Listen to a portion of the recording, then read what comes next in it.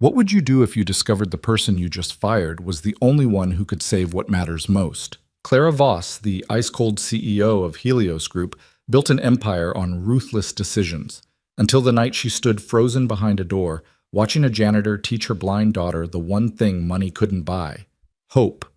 But by then, she'd already destroyed him. This is the story of three broken souls, two pianos, and the song that changed everything.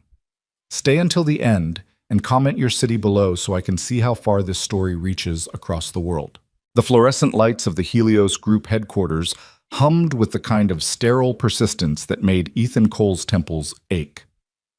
It was 11:47 p.m. on a Tuesday, and the executive floor gleamed like polished bone under his mop, cold, white, immaculate. He'd been pushing the same industrial cleaning cart through these marble halls for 8 months now, long enough to know the building's rhythms, the elevator's arthritic groan at midnight, the way the heating system clicked on at 11:15, the particular echo his footsteps made when he was the only living soul on the 20th floor. Or so he thought. Ethan paused mid-stroke, his calloused hands tightening on the mop handle. There it was again, a sound so faint he might have imagined it. A piano note, hesitant, exploratory, like a question mark hanging in the air. Then another, and another. He shouldn't care. His job description was simple: clean, leave, collect the paycheck that kept his 8-year-old daughter Maya fed and their apartment heated. Nothing more. The last thing a man like him needed was complications. He'd learned that lesson 3 years ago when the drunk driver crossed the median on Highway 42 and turned his world into before and after. But something about those notes pulled at him, a melody searching for itself in the dark. Ethan abandoned his mop and cart, following the sound down the corridor past the executive conference room where decisions worth millions were made, past Clara Voss's corner office with its commanding view of the city that never slept. The music grew clearer, drawing him toward the Steinway room, what the building directory formally called Conference Space 20C, but what everyone knew was Clara Voss's private sanctuary, where a concert grand piano sat like a museum piece, more decoration than instrument. The door was ajar. Just barely, just enough. Just through the gap, Ethan saw her, a small figure perched on the piano bench, her legs dangling inches from the floor. She couldn't have been more than 9 years old, wearing a navy dress that probably cost more than his monthly salary. Her dark hair was pulled back with a velvet ribbon, and her fingers, small, uncertain, searched across the keys with the careful precision of someone navigating by touch alone. She was blind. He realized it immediately, not from any obvious sign, but from the way her head tilted toward the sound she created, the way her whole body listened. The girl played another note. Wrong. She grimaced, her small face scrunching in concentration. She tried again, still wrong. A soft sound of frustration escaped her lips. Ethan knew he should walk away. This was Clara Voss's daughter. It had to be. The CEO's personal life was legend and mystery in equal measure. Divorced, distant, raised by nannies while her mother built an empire. The last thing Ethan needed was to be caught lurking outside while the boss's daughter practiced piano in the middle of the night. But the girl played another note, and something in Ethan's chest cracked open like an old door giving way. He'd been 4 years old when his mother first lifted him onto a piano bench, 20 years old when he'd enlisted in the Marines and somehow, impossibly, ended up playing piano in the Fleet Forces band, 28 when Sarah had sat beside him at their apartment's second-hand upright, her hands covering his, teaching him the melody to their song. 31 when the accident took the music, took everything except Maya and the hollow space where his heart used to sing. 3 years. 3 years since he'd touched a piano. The girl played again, same note, same mistake. Ethan pushed the door open slowly, carefully, like approaching a wild bird. "Excuse me," he said softly. The girl's head snapped toward his voice, her body going rigid. Her eyes, a startling gray-green, pointed in his direction but focused on nothing, everything, something beyond sight. "I'm sorry," Ethan said quickly, holding up his hands even though she couldn't see the gesture. "I didn't mean to startle you. I'm Ethan. I work here. I clean the building at night." He paused, suddenly aware of his uniform. The gray jumpsuit with maintenance stitched across the pocket, the smell of pine cleaner that clung to his clothes. I heard you playing and I just... Are you okay? The girl's face cycled through expressions: fear, suspicion, curiosity. Her fingers remained on the keys, protective, possessive. You're not supposed to be here, she said. Her voice was clearer than he expected, with the kind of confidence that came from growing up in boardrooms. You're absolutely right, Ethan admitted. Neither are you, I'm guessing. It's almost midnight. I couldn't sleep. The admission came reluctantly. Mother said I could come here when I can't sleep. She said the music room is mine too. Mother. Not mom or mommy. The formality of it made Ethan's heart ache. That's generous of her, he said carefully. Is she here with you? She's working. She's always working. The girl said it without judgment, just fact. Mrs. Chen is supposed to watch me, but she fell asleep in Mother's office. I know the way here by myself. I counted the steps. Ethan glanced at the hallway behind him. Somewhere in this building, a nanny was probably panicking, but the girl didn't seem distressed, just determined. What's your name? He asked. She hesitated. Then, Sophie. Sophie. That's a beautiful name. Ethan took another step into the room, moving slowly so his footsteps would announce his approach. That's a beautiful piano too. Steinway Model D. 9 feet of solid excellence. You play? I'm learning. Another pause. I'm not very good. I heard you just now. You've got good touch, light but confident. You're just struggling with intervals, right? The distance between notes? Sophie's face brightened with surprise. You play piano? The question hit Ethan like a physical blow. Did he play? Once upon a time, music had been his language, his oxygen, his reason. Now it was a ghost that haunted him in grocery stores and elevators, every melody a reminder of what he'd lost. I used to, he said quietly. A long time ago. But not anymore? Not anymore. Sophie tilted her head, processing this. Why not? Because every note reminds me of Sarah. Because music was ours and now she's gone and playing feels like betrayal. Because I tried once, 6 months after the funeral, and the sound that came out was so broken I scared Maya half to death. It's complicated, Ethan said. That's what adults say when they don't want to explain things. Despite everything, Ethan smiled. You're too smart for me, Sophie. You're right. It is an excuse. The truth is, I lost someone I loved very much. After that, playing hurt too much. So I stopped. Sophie absorbed this, her fingers tracing invisible patterns on the keys. I lost things too, she said. I lost my sight when I was 5, tumor. They had to operate. The doctor said they saved my life, but I lost my eyes. She said it clinically, like reciting a weather report. I don't remember what Mother looks like anymore. Not really. Sometimes I think I remember, but Father says those might be memories I invented. The matter-of-fact delivery somehow made it worse. Ethan felt his throat tighten. I'm sorry, Sophie, that's not fair. No, she agreed. But Ms. Rivera, my music teacher, she says I can learn to see with sound instead.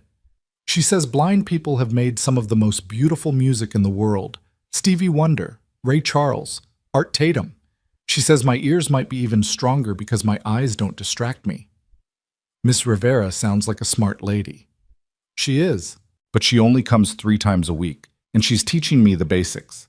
I want to learn the hard parts, the parts that make people feel something. Sophie's hands hovered over the keys.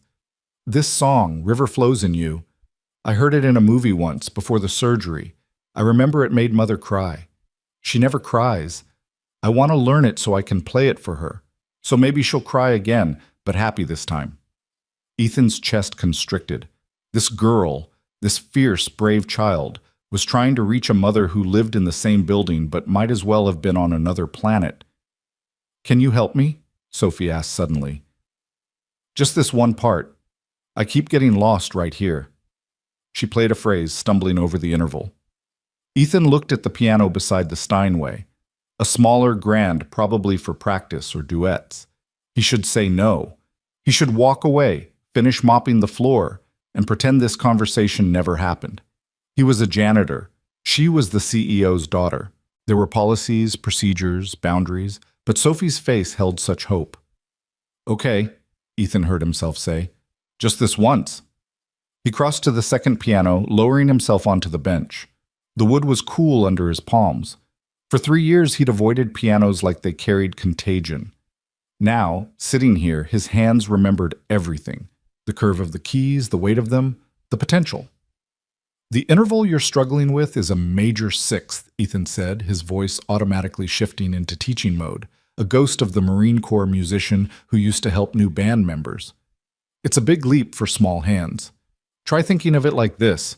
You're jumping over a creek. You need momentum. Don't hesitate in the middle. Commit to the landing."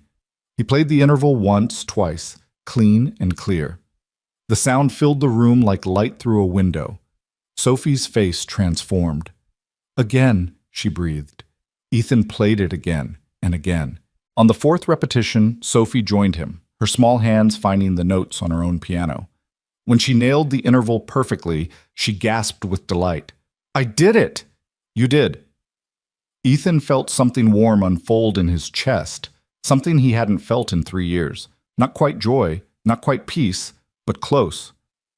"Now try the whole phrase." Sophie played. Hesitant at first, then with growing confidence. When she stumbled, Ethan guided her with his own playing, showing her the rhythm, the shape of the melody.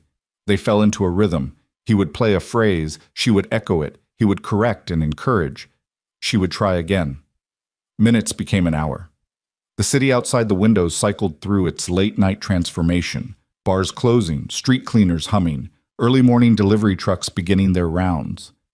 "How do you know when you're playing it right?" Sophie asked during a break, her fingers resting lightly on the keys. "I can hear the notes, but how do you know when it's beautiful?" Ethan considered this. "Music isn't just about hitting the right notes," he said slowly. "It's about telling a story. Every song is a conversation. When you play, you're talking to the listener, telling them how you feel, what you've seen, what you've survived. The notes are just words. The music is what you mean." "What does river flows in you mean? What do you think it means?" Sophie was quiet for a long moment. "I think it's about something that keeps moving even when you want it to stop. Like time, or like missing someone. It's sad but also pretty. Like crying can be pretty sometimes." Ethan's throat closed. "Yeah," he managed. "Yeah, I think you're right." They played together then, both pianos, two separate conversations that somehow spoke the same language. Ethan's hands remembered more than he'd realized. The muscle memory was still there, dormant but intact, like a hibernating animal waking to spring. He played for Sarah, for the version of himself who'd believed love was enough. He played for Maya, for the daughter who deserved a father who was more than just functional, and he played for Sophie, for this brave girl who was learning to see the world through sound. Somewhere during the second movement, Ethan forgot he was a janitor, forgot the uniform, the mop, the careful distance he maintained from everything that used to matter. For the first time in 3 years, he was just Ethan again, the man who played piano, the man who believed music could heal. They were so absorbed in the duet that neither of them heard the office door across the hall open. Neither of them noticed the figure that appeared in the doorway of the music room, frozen in shadow. Clara Voss stood at the threshold, her hand still on the doorknob, her body rigid with shock. She'd been working late, as always, reviewing acquisition reports for the Meridian deal that would secure Helios Group's dominance in the pharmaceutical sector. Numbers, projections, risk assessments, the kind of work that required absolute focus, absolute control. She'd learned decades ago to compartmentalize, business in one box, personal life in another, emotions nowhere at all. Then she'd heard the piano. At first she'd thought it was a recording, some cleaning person playing music from their phone, but as she'd walked toward the sound, she'd recognized the song. River Flows in You. The piece she'd listened to obsessively during the divorce, the one song that could make her cry when she'd thought herself beyond tears. And then she'd reached the doorway and seen them, her daughter, her beautiful, isolated, unreachable daughter, playing piano with a janitor. Their heads were bent toward their instruments, their faces serene with concentration. They played together with the kind of synchronicity that took time to develop, the kind of partnership that required trust. Sophie was smiling, actually smiling. When was the last time Clara had seen her daughter smile like that? Clara's hand rose to her mouth, catching the sob before it could escape. She'd given Sophie everything, the best doctors, the best therapists, the best music teachers money could hire. She'd rearranged her schedule, as much as possible, to be home for dinner twice a week. She'd installed that piano, at enormous expense, so Sophie would have access to music whenever she wanted. But she'd never given Sophie this simple, uncomplicated joy. The janitor, Ethan, she'd heard Sophie call him, played with his eyes closed, lost in the music. His hands moved across the keys with the confidence of someone who'd been playing for decades. But there was something raw in his expression, something almost painful. He played like a man confessing sins. Clara's executive brain cataloged details automatically. His maintenance uniform, name tag, E. Cole. His age, early 30s. The wedding ring absent from his left hand, but visible as a pale band where it used to be. His personnel file flickered through her mind. She'd reviewed every employee when she took over Helios 3 years ago. Ethan Cole. Hired 8 months ago. Former military. Clean record. Single father. No disciplinary issues. She'd approved his hiring with a signature and immediately forgotten his name. Now, watching him teach her daughter to play piano in the middle of the night, Clara realized she'd been wrong about nearly everything. She'd thought Sophie needed structure, expensive lessons, professional guidance. But what Sophie needed, what she'd been desperately seeking, was exactly this. Someone who played for the love of it, who understood that music wasn't about perfection, but about connection. The song wound to its conclusion, the final notes hanging in the air like a prayer. Sophie's hand stilled on the keys, her face radiant.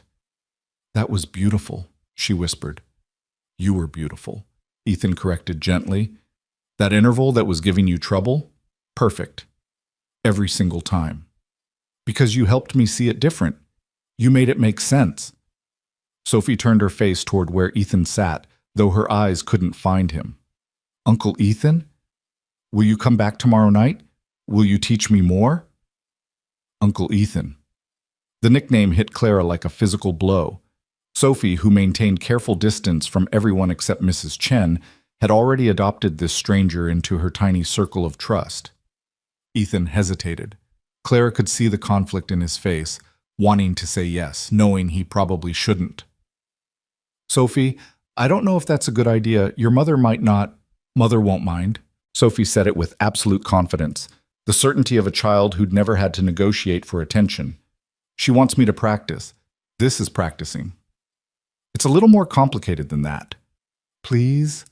Sophie's face crumpled slightly, showing the 9-year-old beneath the poised exterior.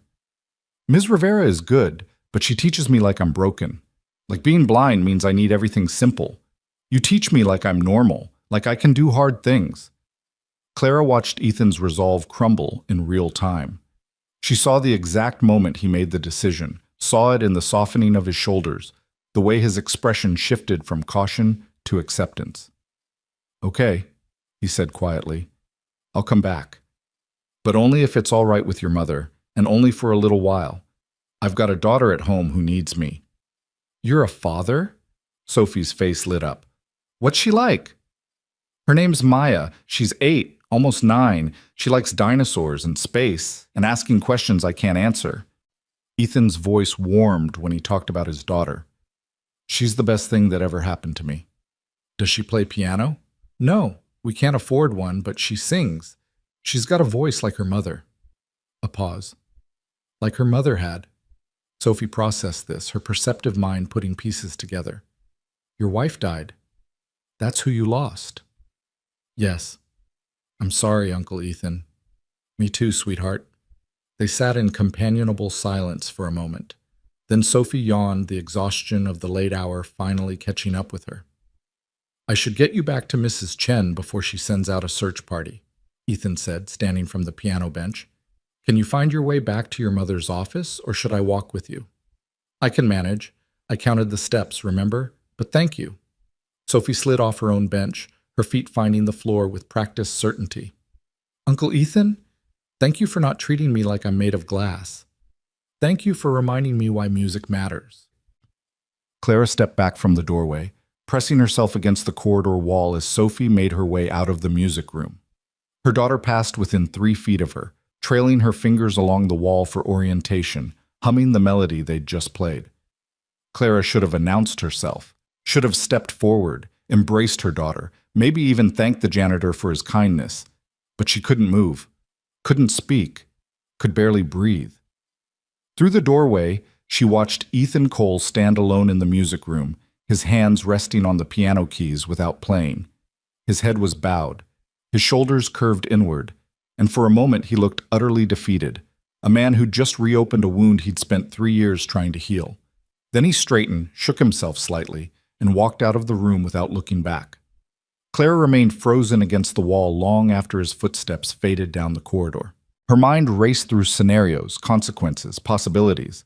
Her instinct was to control this, to manage it the way she managed everything, with clear boundaries and explicit rules. The janitor had overstepped.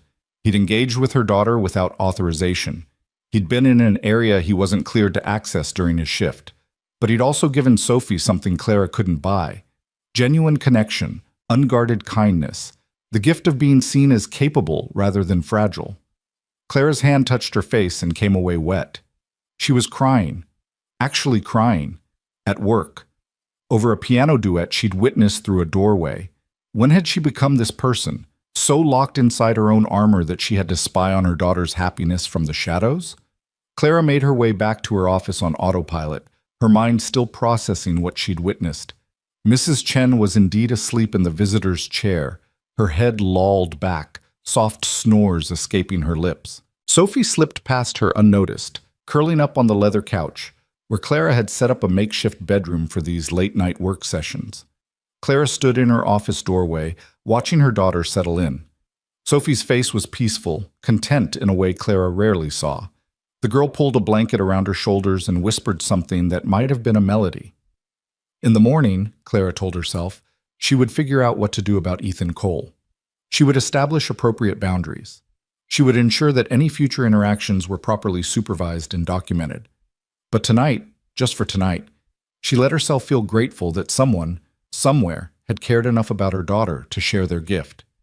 Even if that someone was a janitor she'd never noticed before. Even if admitting that gratitude meant acknowledging how badly she'd failed at the one job that mattered more than any quarterly report. Down in the parking garage, Ethan sat in his 15-year-old Honda, his hands shaking on the steering wheel. He'd touched a piano. He'd played music. For 3 years, he'd convinced himself he was done with that part of his life, that the man who played piano had died with Sarah on Highway 42. But tonight, helping Sophie find her way through a melody, he'd remembered. Music wasn't about him. It wasn't about his grief or his guilt or his sense of loss. Music was about connection, about reaching across the space between people and saying, I see you, I hear you, you matter. Sophie needed someone to see her as more than her blindness, and somehow, accidentally, Ethan needed her too. Needed to be reminded that broken things could still create beauty, that loss didn't have to be the end of the story. His phone buzzed. A text from Maya. Daddy, when are you coming home? Can't sleep. Ethan smiled, wiping his eyes with the back of his hand. On my way, sweetheart. 5 minutes. He started the car, but before pulling out of the parking space, he did something he hadn't done in 3 years. He pulled up Spotify and searched for River Flows in You.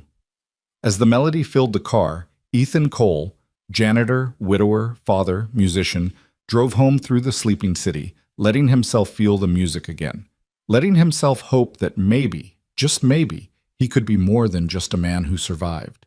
Maybe he could be a man who lived. Behind him, 20 floors up, Clara Voss stood at her office window, watching the city lights blur through her tears, wondering if she'd just witnessed a miracle or a disaster, wondering if there was any difference between the two.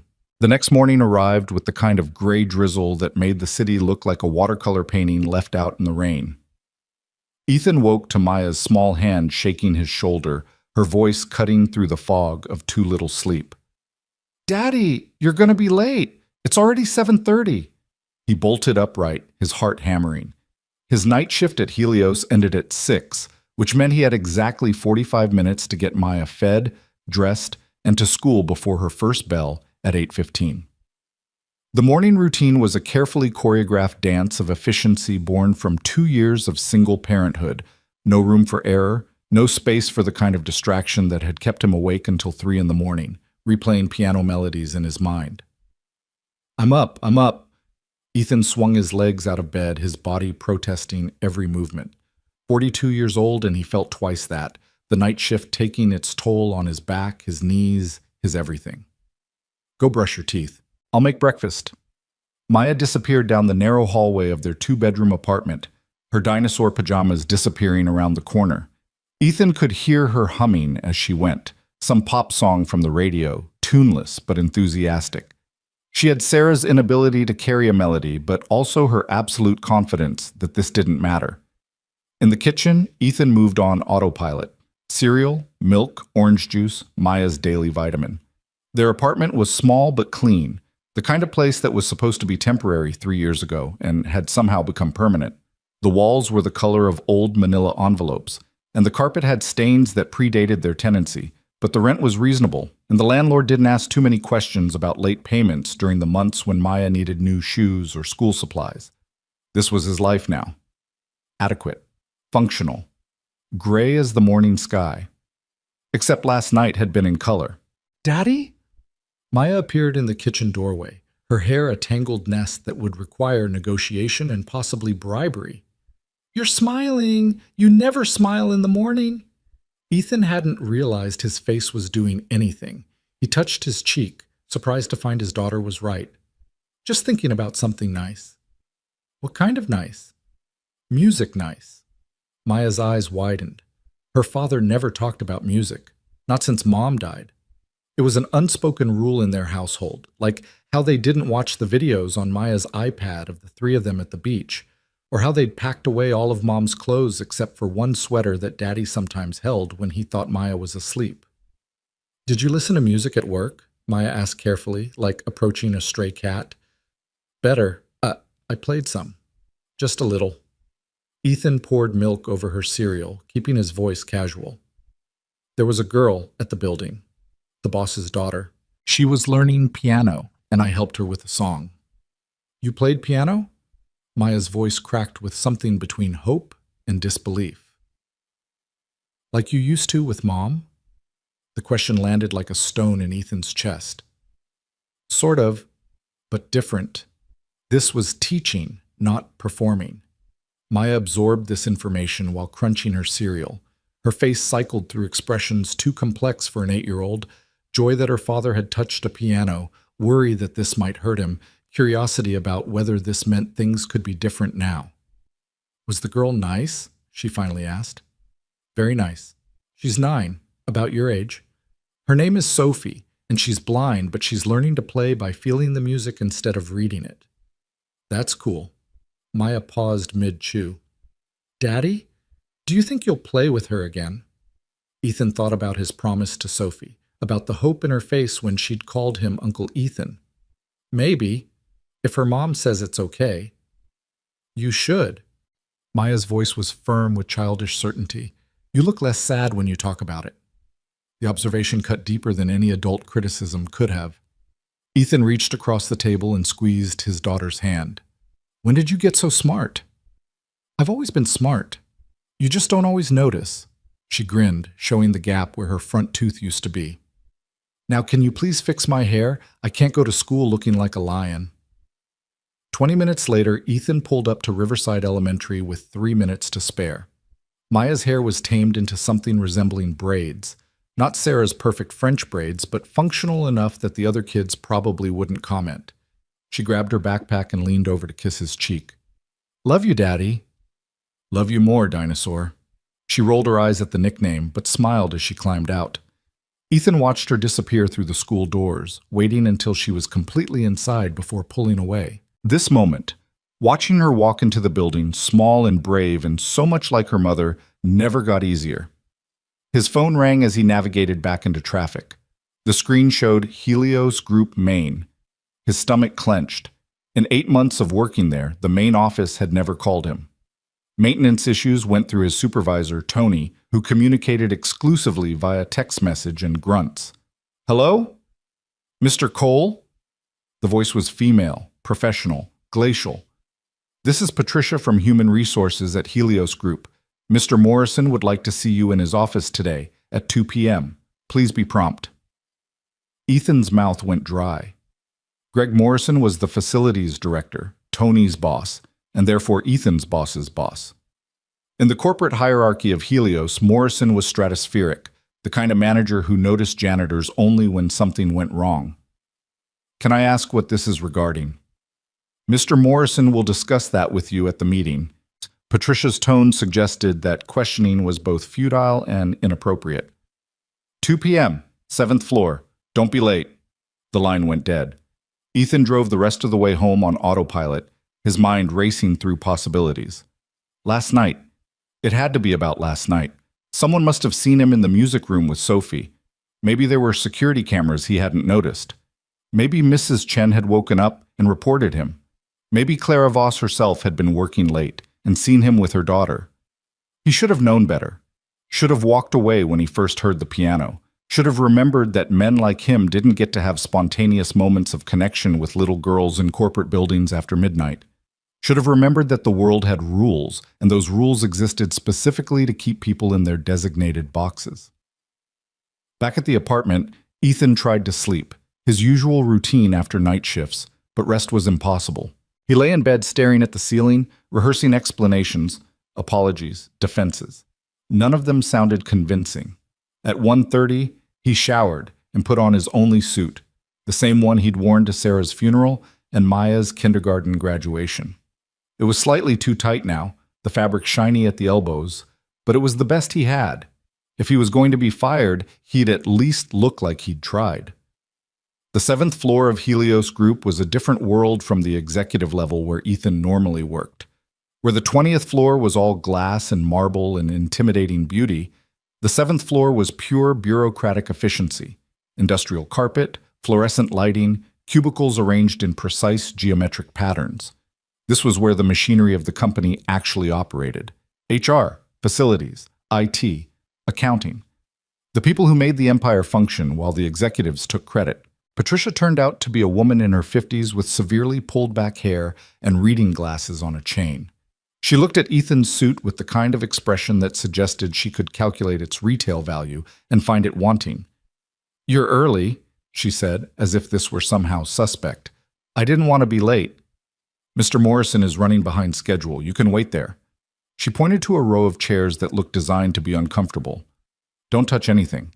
Ethan sat, his hands folded in his lap, watching the office move around him.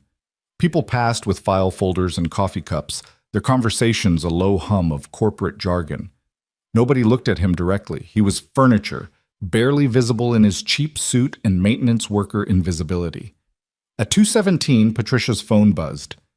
"Mr. Morrison will see you now. Last door on the left." Well, Greg Morrison's office was aggressively bland. Beige walls, generic motivational posters, a desk calendar featuring scenic lighthouses. Morrison himself was a soft man in his 60s, with the kind of body that suggested meals eaten at desks and exercise routinely postponed. He looked up as Ethan entered, his expression unreadable. "Mr. Cole, sit." Ethan sat in the visitor's chair, which was somehow even more uncomfortable than the waiting room furniture. Morrison steepled his fingers, studying Ethan with the intensity of a man about to pronounce judgment. "Do you know why you're here?" The question was clearly a trap. Admit guilt, and he'd confess to something Morrison might not even know about. Deny knowledge, and he'd seem dishonest. "I'm not certain, sir." Morrison pulled a tablet from his desk drawer, tapping the screen several times. Then he turned it around so Ethan could see. Security footage, black and white, grainy, but unmistakable. The timestamp read 11:53 p.m. The camera angle showed the corridor outside the Steinway room, and there was Ethan pushing open the door, disappearing inside. Several minutes later, Sophie emerged. Later still, Ethan walked out. "Can you explain this?" Morrison's voice was cold. Ethan's heart hammered against his ribs. "I heard piano music while I was cleaning. I went to investigate. Miss Voss was practicing alone. I offered to help her with a difficult section of the piece she was learning. That's all." "That's all?" Morrison's eyebrows rose. You entered a restricted area, engaged with the CEO's daughter without authorization or supervision, and spent over an hour in that room when you should have been completing your assigned duties. That's all?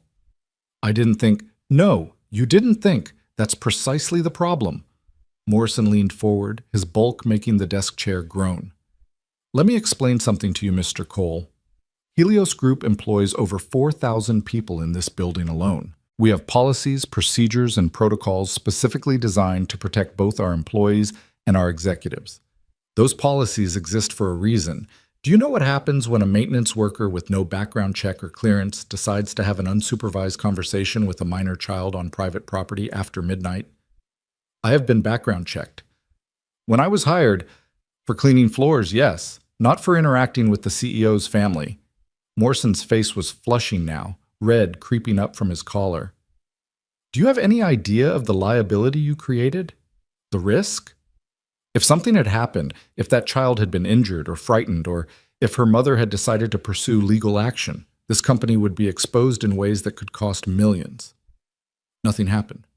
I helped her with a piano lesson. You overstepped. Morrison's voice dropped to a dangerous quiet. You forgot your place. The words hung in the air between them, naked in their class contempt. Ethan felt something hot and sharp twist in his chest. Anger, yes, but also shame, because Morrison wasn't wrong. Ethan had overstepped. He had forgotten, for 1 hour, that he was a janitor and she was the CEO's daughter. He'd forgotten that connection across class lines was suspicious, inappropriate, something to be managed and controlled. I understand, Ethan said quietly. Do you? Morrison pulled a folder from his desk, opening it with theatrical precision. Because your employment file shows a pattern of keeping to yourself, avoiding interaction with other staff, maintaining professional distance. That's good. That's what we want. But last night suggests a serious lapse in judgment. So I need to know, can you be trusted to maintain appropriate boundaries going forward, or is this going to be an ongoing problem? Ethan thought about Sophie's face when she'd finally played that interval correctly. The pure joy, the confidence, the way she'd called him Uncle Ethan like he mattered, like he was more than just a man who pushed a mop. It won't happen again, he heard himself say. See that it doesn't. Morrison closed the folder. You're not being terminated this time. Consider this an official written warning. But Mr. Cole, if I hear about you anywhere near the 20th floor, anywhere near Clara Voss's family, anywhere except exactly where your shift assignment places you, you're done. Instantly. No second chances. Am I clear? Crystal clear, sir. Good. Get out. Ethan stood on legs that felt like water, turned and walked out of Morrison's office with what remained of his dignity. He made it to the elevator, down to the parking garage, into his car before the shaking started. He wasn't fired. He should feel relieved. Instead, he felt hollow, erased, reminded that men like him didn't get to step outside their designated roles, not even for an hour, not even to help a blind girl learn to play piano. The drive home was a blur. Ethan picked up Maya from school at 3:15, listened to her chatter about her day with half his attention, made dinner from whatever was in the refrigerator. Spaghetti. Always spaghetti when he couldn't think. Maya pushed pasta around her plate, watching him with worried eyes. Daddy? Did something bad happen at work? Why would you think that? You have your sad face, the one you get when you're trying not to be sad. Ethan set down his fork. I got in trouble for helping that girl I told you about. Her mom's company has rules about employees talking to her family. I didn't follow the rules. But you were helping her. Sometimes helping people breaks rules. The words tasted bitter. Sometimes the rules matter more than the help. Maya considered this with the solemnity of someone much older. That's stupid. Maya. It is, though. Her face set with stubborn determination, pure Sarah in miniature. If someone needs help and you can help them, you should help them. That's what you always tell me. The world doesn't always work that way, sweetheart. Then the world is stupid. Ethan couldn't argue with that logic. They finished dinner in silence, did the dishes together, settled in for Maya's homework. But his mind was elsewhere, caught between Morrison's contempt and Sophie's joy, between the rules he was supposed to follow and the person he was supposed to be. At 9 p.m., his phone rang. Unknown number. Hello? Mr. Cole. The voice was different from Patricia's, younger, less certain. "This is Amanda Chen. I'm Sophie Voss's nanny." Ethan's stomach dropped. "Sophie okay?" "She's fine. She's—" A pause, the sound of voices in the background. "She's asking for you. She wants to know if you're coming tonight to help her practice. She's been waiting in the music room for over an hour." The image hit Ethan like a physical blow. Sophie sitting alone at that enormous piano, waiting for someone who'd been warned to stay away, believing that a promise meant something. "Mrs. Chen, I can't come." "I don't understand. Sophie said you promised." "I did promise, but I got in trouble today for being in that room with her. If I come back, I'll lose my job. I'm sorry. Tell Sophie I'm sorry." "Mr. Cole," he hung up. The phone immediately rang again, same number. He declined the call. It rang a third time. He turned it off entirely. Maya appeared in the living room doorway, rubbing sleep from her eyes. "Who was that?" "Nobody, sweetheart. Go back to bed." "Was it the girl? Sophie?" Ethan's throat closed. He nodded, not trusting his voice. Maya padded across the room and climbed into his lap. Too big for this, really, but still small enough that he could hold her. They sat like that in the blue glow of the muted television, Ethan's daughter warm against his chest, his mind 20 floors up in a building across the city where a blind girl was learning that promises from maintenance workers didn't count. "I'm sorry, Daddy," Maya whispered. "For what?" "That people are mean to you for being nice." Ethan held his daughter tighter and said nothing, because there was nothing to say. She was right. The world was stupid. And he was tired of pretending otherwise. That night, sleep came in fragments. When Ethan finally drifted off around 2 a.m., he dreamed of pianos that turned to dust when he touched them, of music that disappeared the moment he tried to play, of Sophie's face crumbling in disappointment while he stood frozen behind a wall of corporate policy. He woke at 5:30 to his alarm, showered, dressed in his maintenance uniform, and drove to Helios Group through the pre-dawn darkness. The building looked different now, less like a place where magic could happen and more like what it actually was, a monument to money, power, and the absolute certainty that some people mattered more than others. Tony, his supervisor, was waiting when Ethan clocked in at 6. "Heard you got called to Morrison's office yesterday." Tony was a man of few words, most of them complaints. "Want to tell me what that was about?" "Just a misunderstanding." "Yeah?" "'Cause Morrison sent me an email saying to keep you away from the executive floors, said you had boundary issues." Tony's expression was unreadable. "That true?" "I helped someone who needed help. Apparently that's not allowed." Tony studied him for a long moment. "Look, Cole, I don't know what happened and I don't care. But I need this job, which means I need you to not screw up. So whatever you did, don't do it again. Understood?" "Understood." "Good. You're on floors 8 through 12 tonight. Stay there." Floors 8 through 12 were accounting and mid-level management, the least interesting areas in the building, populated by people who stayed late crunching numbers in their cubicles. Ethan pushed his cart through corridors that all looked identical, mopping floors that all felt the same under his feet, trying not to think about the 20th floor directly above his head. At 11:45 p.m., almost exactly 24 hours after he'd first heard Sophie play, Ethan's phone buzzed. He'd turned it back on before his shift, though he wasn't sure why. Maybe hoping for another call from Amanda Chen. Maybe hoping Clara Voss herself would contact him and tell him everything was fine, that Sophie understood, that nobody blamed him for trying to help. But the notification wasn't a call. It was an email sent from an address he didn't recognize. redfox2016@gmail.com. The subject line read, "Please." Ethan's hand shook as he opened it. "Dear Uncle Ethan, Mrs. Chen is helping me write this because I can't see to type. She says you're not allowed to come teach me anymore because of rules. Mother says rules are important and keep people safe, but I think some rules are wrong. You promised to help me learn river flows in you so I could play it for Mother. You promised you'd come back. Were you lying? Father says people lie to me sometimes because they feel sorry for me being blind. He says I should expect that. But you didn't seem like a lying person. You seemed like a person who keeps promises. Please come back. I'll wait every night. Yours truly, Sophie Voss. P.S. I practiced the part you taught me, and I didn't make a single mistake. I want to show you. Ethan read the email 3 times, each reading making his chest tighter. The message was devastating in its simplicity.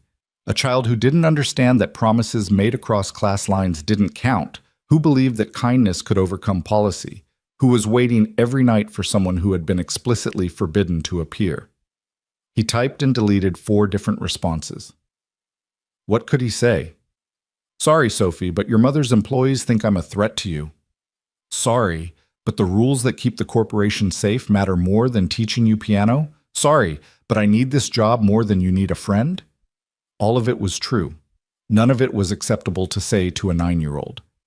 In the end, he typed, Dear Sophie, I'm sorry I can't come. It's not because I was lying. I really did want to help you. But sometimes adults have responsibilities that make it hard to keep promises. Keep practicing. You're doing great. I'm proud of you. Uncle Ethan. He hit send before he could reconsider, then immediately wanted to take it back. The response was cowardly, insufficient, the kind of empty adult speak that would confirm her father's cynicism about people who lied out of pity. But what else could he do? Ethan finished his shift in a fog, cleaned the last corridor on floor 12, and clocked out at 6 a.m. The parking garage was mostly empty at this hour, just a few executives' cars and the maintenance vehicles. He was halfway to his Honda when he heard footsteps behind him, quick, purposeful, female. Mr. Cole. He turned, and his breath caught. Clara Voss stood 10 feet away, wearing a charcoal suit that probably cost more than his monthly rent. Her dark hair was pulled back in a severe knot, her face composed but her eyes. Her eyes were red-rimmed and exhausted, like she hadn't slept in days. Ms. Voss? Ethan's voice came out rough. I didn't realize you were here. I'm always here. She took a step closer, and Ethan instinctively stepped back. Something flashed across her face. Hurt? Surprise? Before the executive mask reasserted itself. I need to talk to you about my daughter. With all respect, ma'am, I've been told to stay away from your family. I don't think we should be having this conversation. I know what Morrison told you. Claire's voice was tight with controlled anger. I know he threatened your job. I know he made you feel like helping Sophie was some kind of crime. Wasn't it? The question came out sharper than Ethan intended. According to your company policy, my company policy is designed to protect children from predators and the corporation from liability. You are neither of those things. Claire's composure cracked slightly. You were kind to my daughter. You gave her something I can't. And my facilities director punished you for it because he's a small man who needs to prove his authority. Ethan blinked. I don't understand. I was there that night, in my office across the hall. I heard the piano, and I came to investigate. Claire's voice dropped. I saw you teaching Sophie. I watched the 2 of you play together. And when you left, I stood in that hallway and cried because a stranger had made my daughter smile in a way I haven't seen in 4 years. The admission hung in the air between them, raw and unexpected. Ethan didn't know what to say. I should have introduced myself that night, Claire continued. I should have thanked you. Instead, I let Morrison handle it like an HR problem, and now Sophie thinks you abandoned her. She's been in the music room every night this week, waiting. Claire's voice broke slightly. She won't believe me when I tell her you're not coming. She thinks I'm lying to protect her. She thinks you're somewhere in the building and I'm keeping you away. I'm sorry. The words felt inadequate. I didn't mean to hurt her. You didn't hurt her. I did. Claire's face hardened with something that might have been self-loathing. I've spent 10 years building this company. I've made decisions that affected thousands of lives. I've negotiated deals worth hundreds of millions of dollars. But I can't figure out how to talk to my own daughter. I can't give her what she needs because I don't know what that is. And the one person who figured it out in 10 minutes is being banned from the building. Ethan shook his head slowly. Ms. Voss, I appreciate you saying this, but I can't lose this job. I have a daughter at home who depends on me. If Morrison finds out I'm even talking to you right now, Morrison doesn't give orders to me. I give orders to him. Claire's voice turned cold, executive-level decisive. Come back tonight. Teach Sophie. I'll handle the rest. You're asking me to defy a direct order from my supervisor. I'm telling you that order is rescinded. With all respect, ma'am, I don't think it works that way. Morrison made it clear. Morrison works for me, Clara interrupted. Everything in this building works for me. If I say you have authorization to teach my daughter piano, then you have authorization. End of discussion. It should have been reassuring. The CEO herself was giving him permission, overriding her facilities director, clearing away the obstacles. But something about Clara's tone, the casual assumption that her authority could bend reality, that her word was law, reminded Ethan exactly why he'd been reluctant to step into this world in the first place. Ms. Voss, he said carefully, I'm grateful for your offer, but you're asking me to trust that your support will be there if someone challenges it. Last time I trusted that everything would be fine, I nearly lost my job. What happens if Morrison or someone else decides to make an issue of this again? What happens if your protection isn't enough? Clara's expression shifted. Surprise, then something that might have been respect. You're right to be cautious. I can't guarantee that my entire organization will suddenly develop common sense, but I can guarantee that anyone who retaliates against you for helping Sophie will be looking for new employment by end of business the following day. That's a big promise. I keep my promises, Mr. Cole. They stared at each other across the parking garage. Executive and janitor, wealth and poverty, power and vulnerability. Ethan wanted to believe her, wanted to walk back into that music room and teach Sophie the rest of River Flows in You, wanted to see her face light up when she nailed a difficult section, wanted to be Uncle Ethan again instead of just employee number 7743. But trust was expensive, and he'd learned the cost of trusting the wrong people. I'll think about it, he finally said. Clara's face tightened with disappointment. Sophie doesn't have time for you to think about it. She's waiting, every night. If you don't come back, she'll believe that blind girls don't get to have nice things, that people who promise to help will always abandon her, that the world is exactly as cruel as she fears. The words hit their target. Ethan flinched. That's not fair, he said quietly. No, Clara agreed. It's not, but it's true. She turned and walked away, her heels echoing in the concrete space, leaving Ethan alone with the weight of a decision that felt far too large for his shoulders. He sat in his Honda for 20 minutes before starting the engine, Clara's words echoing in his mind. When he finally drove away, the sun was rising over the city, painting the buildings gold and crimson, beautiful and utterly indifferent to the problems of one exhausted janitor trying to figure out if kindness was worth the risk. Maya noticed the change in her father before he'd even made his decision. That afternoon, when Ethan picked her up from school, she climbed into the Honda and studied his face with the intensity of someone reading a difficult book. You're thinking about going back, she said. Not a question, a statement. Ethan pulled away from the curb, buying himself time by checking mirrors that didn't need checking. I don't know what I'm doing yet. The girl, Sophie, she needs you. It's more complicated than that, dinosaur. No, it's not. Maya's voice carried that matter-of-fact certainty that children wielded like a weapon. She needs help. You can help. You want to help. The only complicated part is you being scared. The observation landed with uncomfortable accuracy. Ethan glanced at his daughter in the rearview mirror. When had she gotten so perceptive? When had she learned to see through the careful walls he'd built around his fears? I'm not scared, he said, the lie transparent even to himself. Yes, you are. You've been scared since Mom died. Scared to play music, scared to be happy, scared to do anything except take care of me and go to work. Maya's voice softened. But Daddy, I'm okay. You don't have to keep being so careful. You don't have to keep being so sad. Ethan's hands tightened on the steering wheel until his knuckles went white. They'd never talked about this. Not directly, not honestly. They danced around it for 3 years, a silent agreement that if they didn't name his grief, it couldn't hurt them. Maya, Mom would want you to help Sophie. You know she would. Maya's reflection in the mirror showed tears tracking down her cheeks. She always said you were the best teacher she ever had. She said you made music make sense. Remember? She said that at my 6th birthday party, right before the accident, right before everything ended. Ethan pulled into a gas station parking lot, shifted into park, and turned to face his daughter fully. Maya was crying openly now, 8 years old and carrying grief she shouldn't have to understand. "Come here," he said softly. She unbuckled and climbed into the front seat, burying her face against his chest. He held her while she cried, this fierce little person who'd learned too young that the world could take away everything that mattered in a single moment. "I miss her too," Ethan whispered into his daughter's hair. "Every single day I miss her so much, it feels like drowning."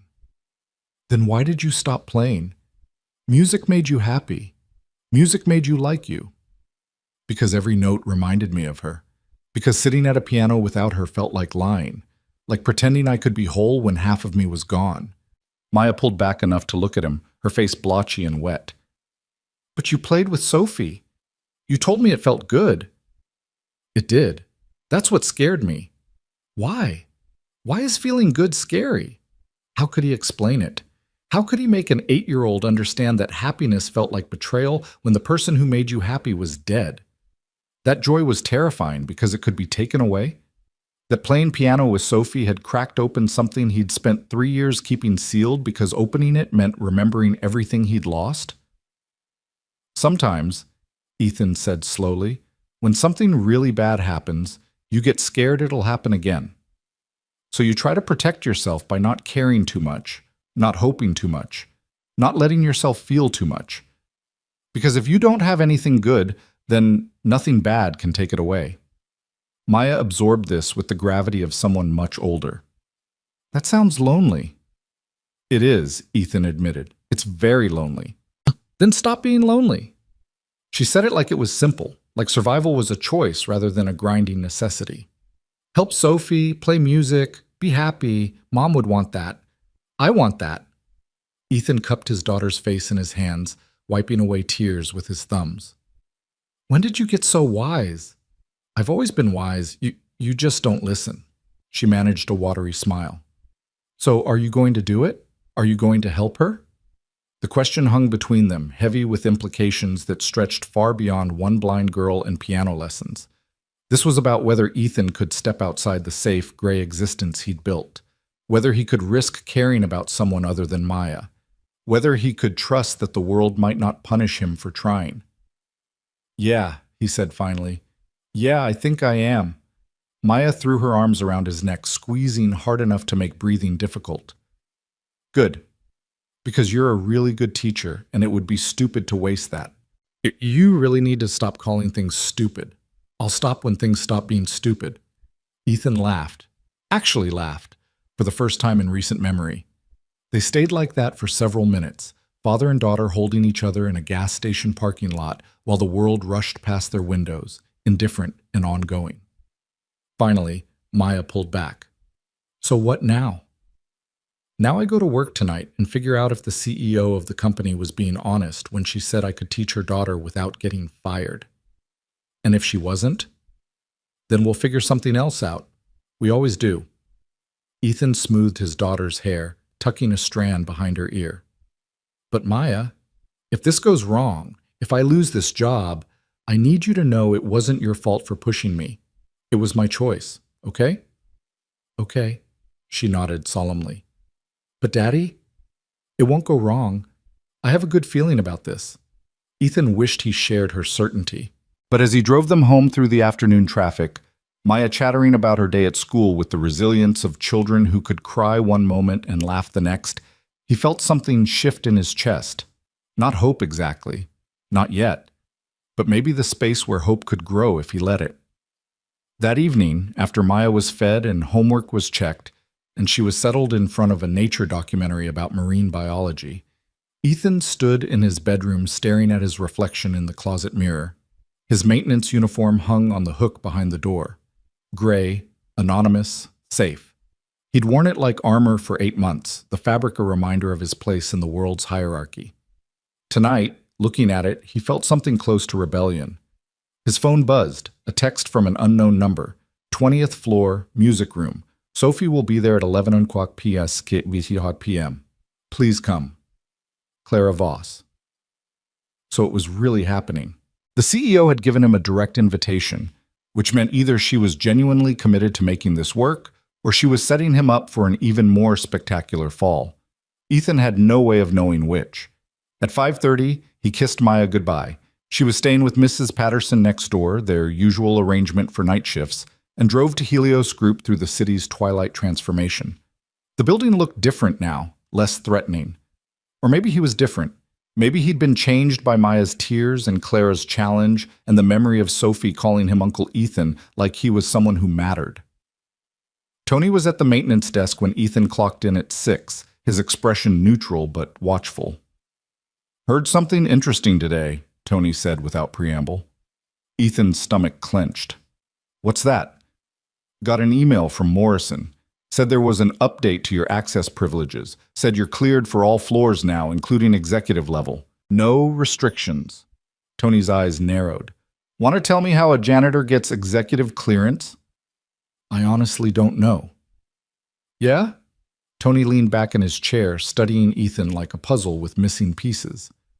"Because Morrison doesn't just hand out clearances, and he especially doesn't hand them out to people he threatened to fire 3 days ago. So either you've got dirt on someone important, or someone important has taken an interest in you. Which is it?" "Neither. I helped someone, and I guess they appreciated it." "Must have been some help."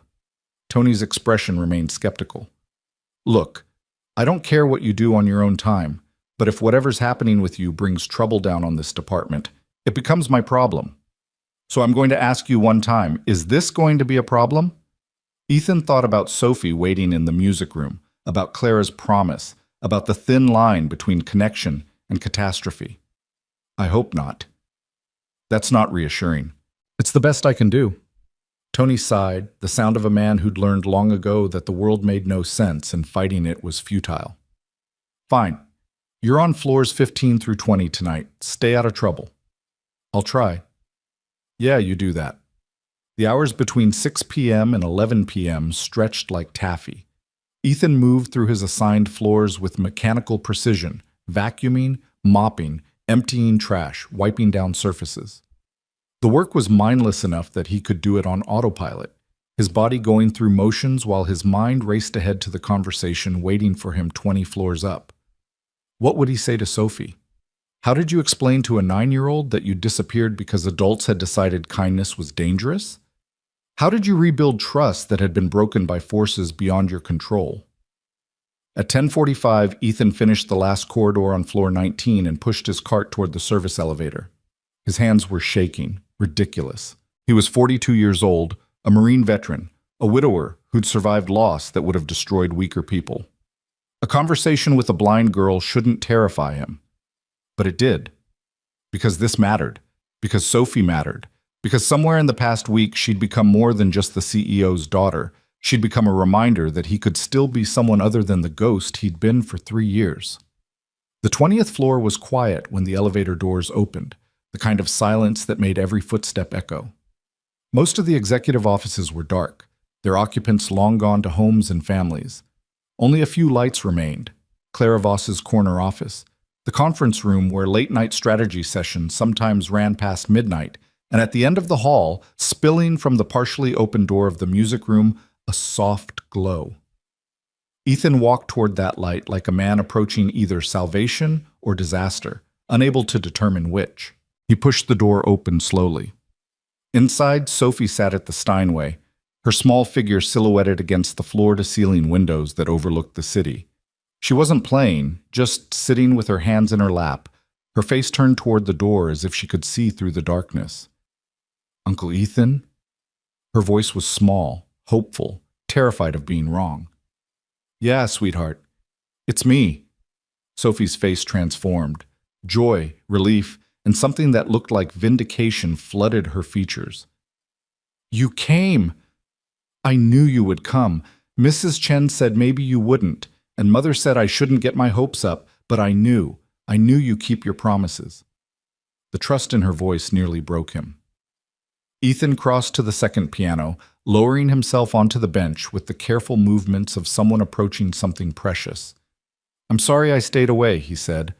"I wanted to come back, but I was told it might cause problems. Mother fixed it." Sophie's hands found the piano keys, her fingers tracing them lovingly. She said there was a misunderstanding, but now everything is better. She said you have special permission to teach me whenever you want. Is that true? That's what she told me. Good. Sophie's face set with determination. Because I've been practicing the part you taught me, and I want to show you. I didn't make any mistakes, not even once. I'd love to hear it. Sophie positioned her hands on the keys, took a breath, and began to play. The melody of River Flows in You filled the room, hesitant at first, then gaining confidence. She navigated the interval that had troubled her before with perfect precision, her small face concentrated and serene. Ethan listened with his eyes closed, letting the music wash over him. She'd improved remarkably in just a week, her touch more confident, her timing more assured. But more than technique, there was emotion in her playing, a yearning, a reaching towards something just beyond grasp. When she finished, silence hung in the air for a moment before Ethan spoke. Sophie, that was beautiful. You've been working hard. Every day, for hours.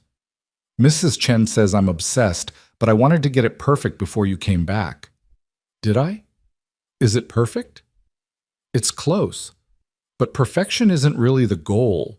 Music isn't about playing every note exactly right. It's about making people feel something. What do you feel when I play? The question caught Ethan off guard. He considered lying, offering some gentle teacher speak about potential and progress. But Sophie deserved better than platitudes. I feel hope, he said finally. I feel like maybe broken things can be fixed. Like maybe losing something doesn't mean you stop living. Like maybe there's still beauty in the world, even when it feels like everything important is gone. Sophie tilted her head, processing this. You're talking about your wife. Yeah, I am. Do you think she'd like my playing? She'd love it. Sarah always said the best musicians were the ones who played from the heart instead of the head. You do that naturally. I have to. I can't read music, so I have to feel it instead. Sophie's fingers danced across the keys without pressing them, practicing movements. Mother says my blindness is a handicap, but sometimes I think maybe it's a gift, because I hear things other people miss. I hear the way your voice changes when you talk about your wife. It gets softer, like you're afraid the words will break if you say them too loud. I hear the way you hold your breath before you start playing, like you're asking permission from someone who isn't here. I hear all the things that eyes can't see. Ethan felt his throat tighten. You're very perceptive. That's what Mother says when I notice things she wishes I hadn't. Sophie turned her face toward him, her unseeing eyes somehow still managing to find his. Uncle Ethan, can I ask you something? Of course. Why did you really come back? Was it because Mother told you to, or because you wanted to? The question was direct, unflinching, the kind of honesty that only children and the very old could manage. Ethan owed her the same. Both, he admitted. Your mother made it possible by clearing away the obstacles. But I came because I wanted to, because teaching you reminds me that I used to be someone who created things instead of just surviving, because you make me want to be better. Sophie absorbed this with a small nod. Good. I'm glad it's both. Because if it was only one, it wouldn't be real. You're too smart for me, you know that? Everyone says that.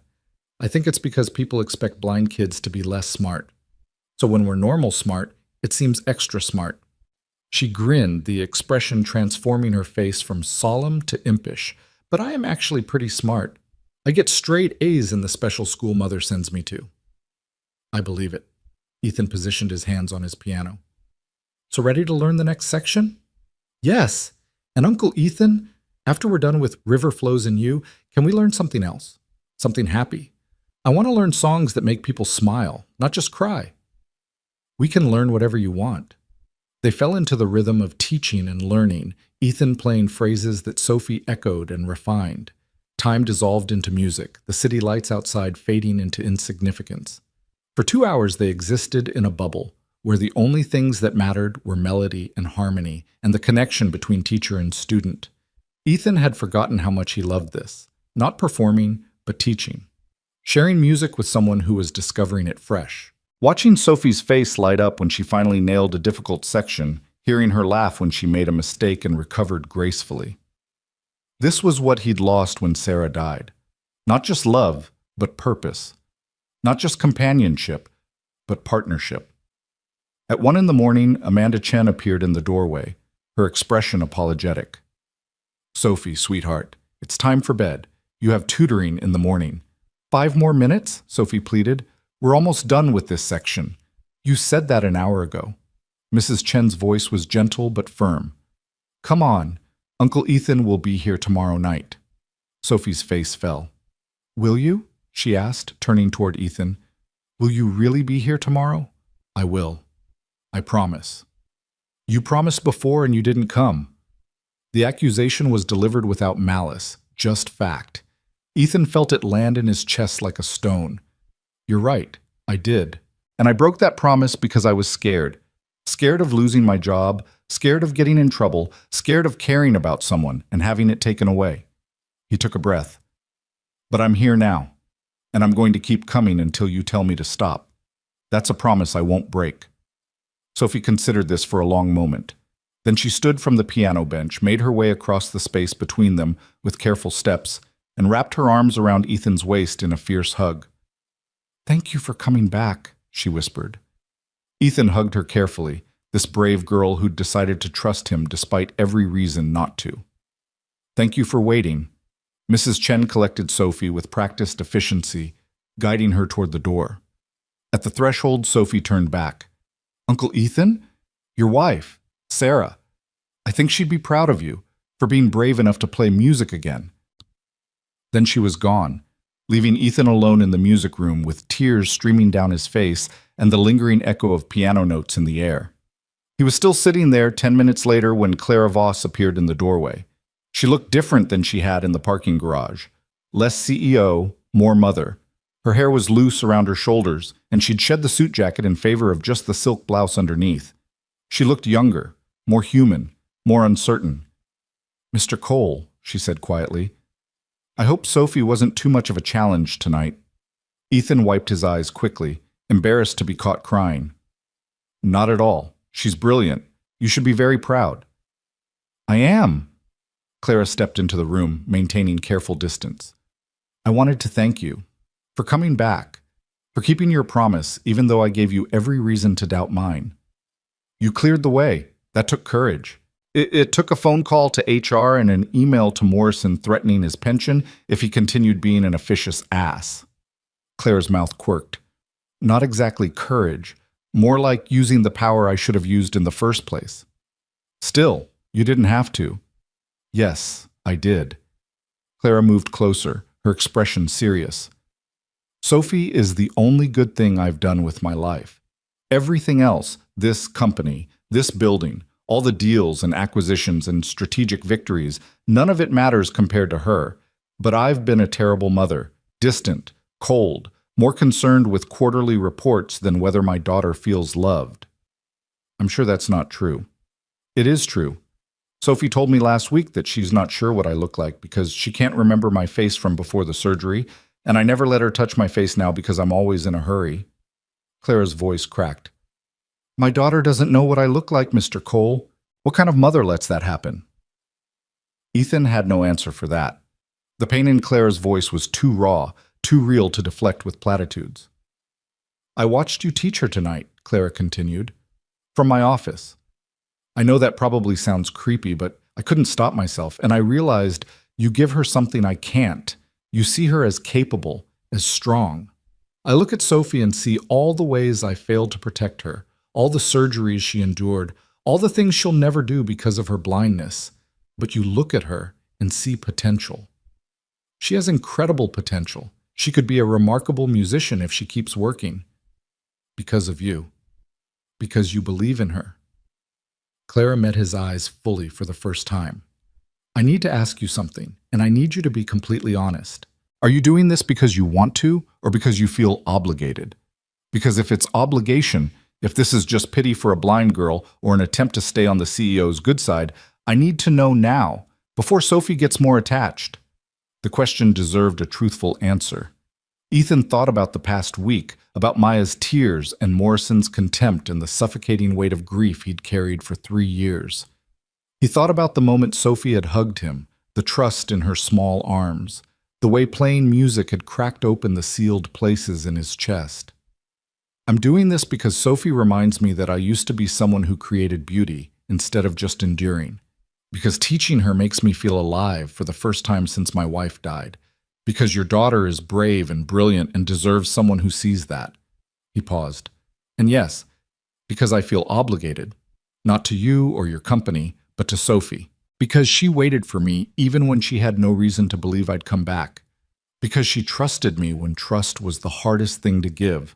I'm obligated to honor that. Clara's eyes glistened.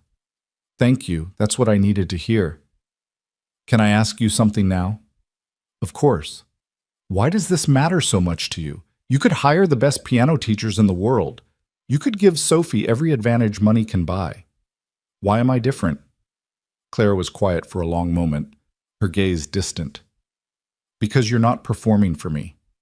You're not trying to impress the CEO or advance your career or make connections. You help Sophie because she needs help, and you know how to give it. That's incredibly rare in my world, maybe in any world. People usually want something. I do want something, Ethan said. I want to be the kind of person who helps when they can. I want my daughter to see that kindness isn't weakness. I want to prove that the past 3 years haven't completely broken me. Has it worked? Tonight was a good start. Clara smiled, a real smile, not the corporate mask she usually wore. I'm going to arrange for you to have access to this room whenever Sophie is here. Mrs. Chen will coordinate schedules with you. And Mr. Cole, I'm authorizing a salary increase for you. Consider it compensation for the additional responsibilities. That's not necessary.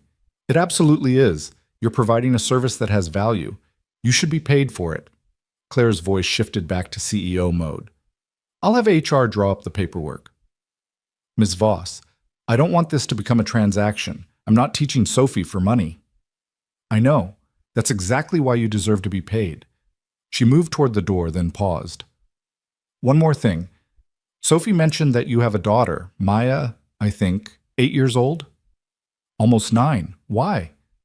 Because I'd like to do something for her, as thanks. Perhaps enrollment in a good school or music lessons of her own, or no. The word came out harder than Ethan intended. Thank you, but no. I appreciate the offer, but I can provide for my daughter myself. Claire's expression shifted, surprise, then understanding, then something that might have been respect. Of course. I apologize if I overstepped. You didn't. You were being generous, but Maya and I, we're fine. We don't need charity. It wasn't charity, it was gratitude. Then be grateful by letting me keep teaching Sophie, that's all I want. Clara studied him for a long moment. You're a proud man, Mr. Cole. I'm a father who doesn't want his daughter to think her worth is measured by what wealthy people give us. Fair enough. Clara extended her hand. Thank you again. For coming back, for being the person Sophie needed. Ethan shook her hand, surprised by the firmness of her grip. I'll see you tomorrow night. I'll be here. Working late, as always. A shadow crossed her face. It's what I do. She left, and Ethan was alone again in the music room. He sat at the piano for another few minutes, letting his hands rest on the keys without playing. The ivory was cool under his fingers, familiar and foreign at once. Then, slowly, he began to play. Not River Flows in You, or anything he'd taught Sophie, but Sarah's favorite piece. The one they'd played together at their wedding. The one he hadn't touched in 3 years because it hurt too much.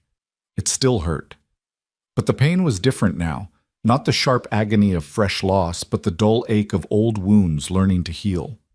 He played through tears, through memory, through the grief that had defined him for so long. And when he finished, the silence that followed felt less empty than it had before. Ethan packed up his cleaning supplies, clocked out at 6 a.m., and drove home through the city's morning transformation. The sky was turning pink and gold, the sunrise painting buildings with optimism he'd stopped believing in years ago. Maya was awake when he got home, already dressed for school, eating cereal at the kitchen table. She looked up as he entered, her eyes scanning his face for information. "How'd it go?" she asked. "Good. Really good." Ethan kissed the top of her head. "You were right. Sophie needed help, and I could help. It was the right thing to do." "See? I told you." Maya grinned. "You should listen to me more often." "You're absolutely right. From now on, you're in charge of all major life decisions." "Does that mean I can get a puppy?" "Nice try, Dinosaur, but no." She laughed, and the sound filled their small kitchen with more warmth than any amount of sunshine could provide. Ethan made himself coffee and sat across from his daughter, watching her navigate her cereal with the intense concentration 8-year-olds brought to simple tasks. This was his life.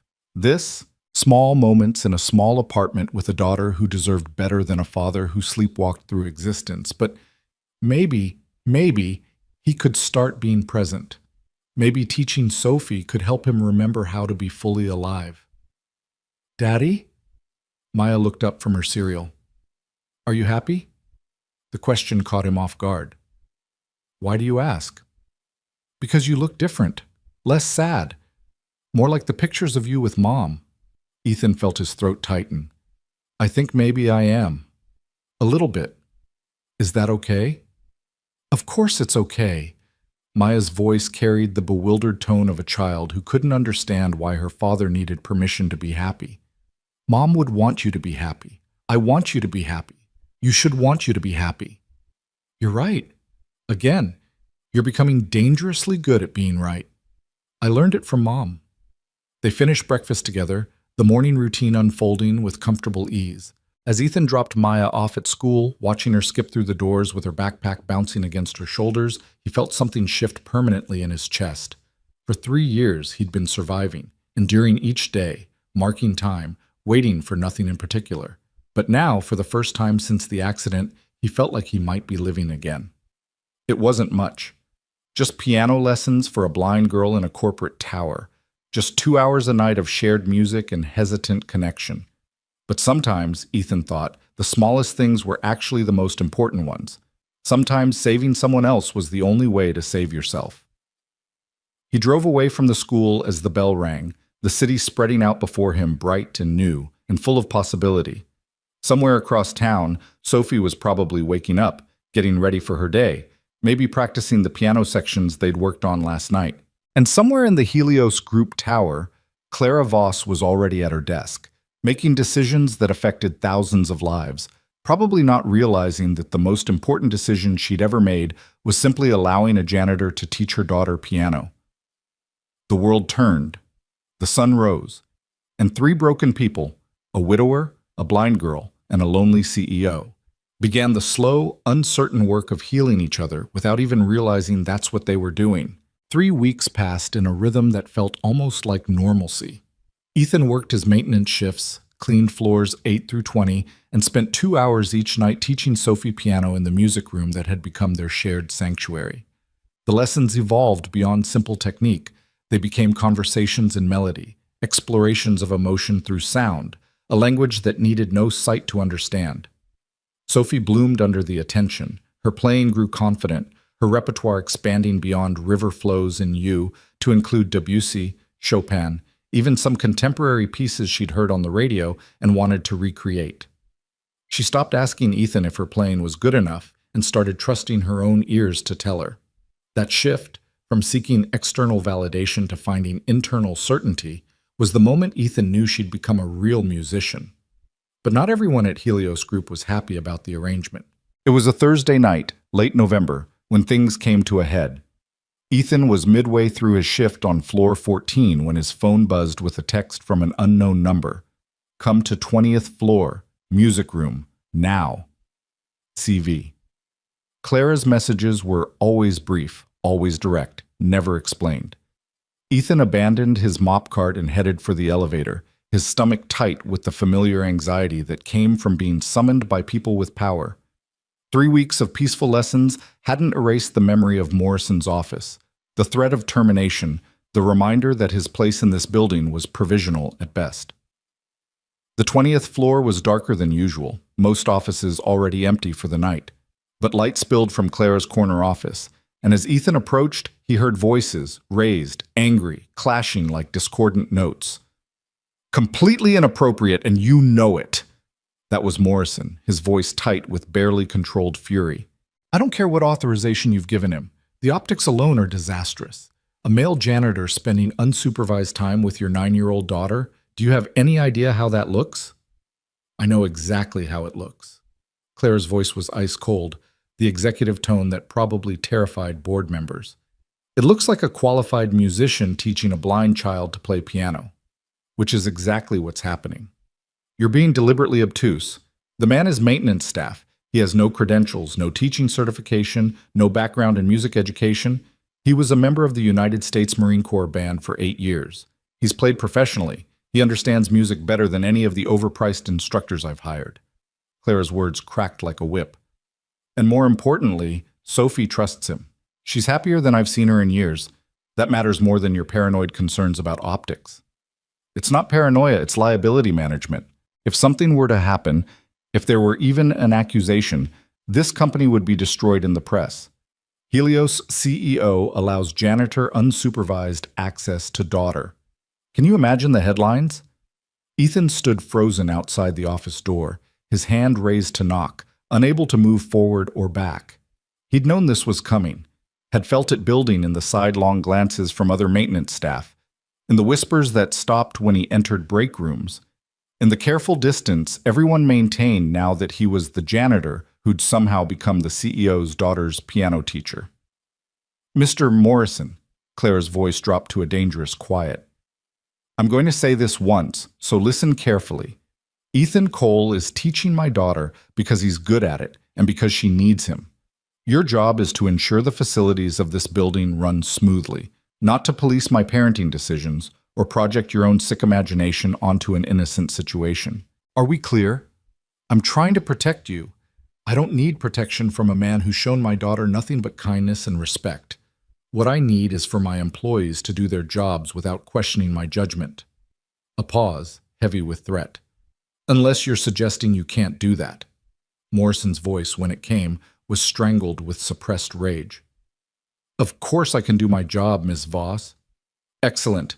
Then this conversation is over. You're dismissed. Footsteps approached the door.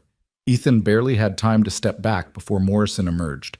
His face flushed red, his jaw clenched so tight the muscles jumped. He saw Ethan and stopped, his expression twisting into something ugly. Enjoying your special treatment, Cole? Morrison's voice was low, venomous. Think you've got it made now that you're the CEO's pet project? Let me tell you something, people like you don't last.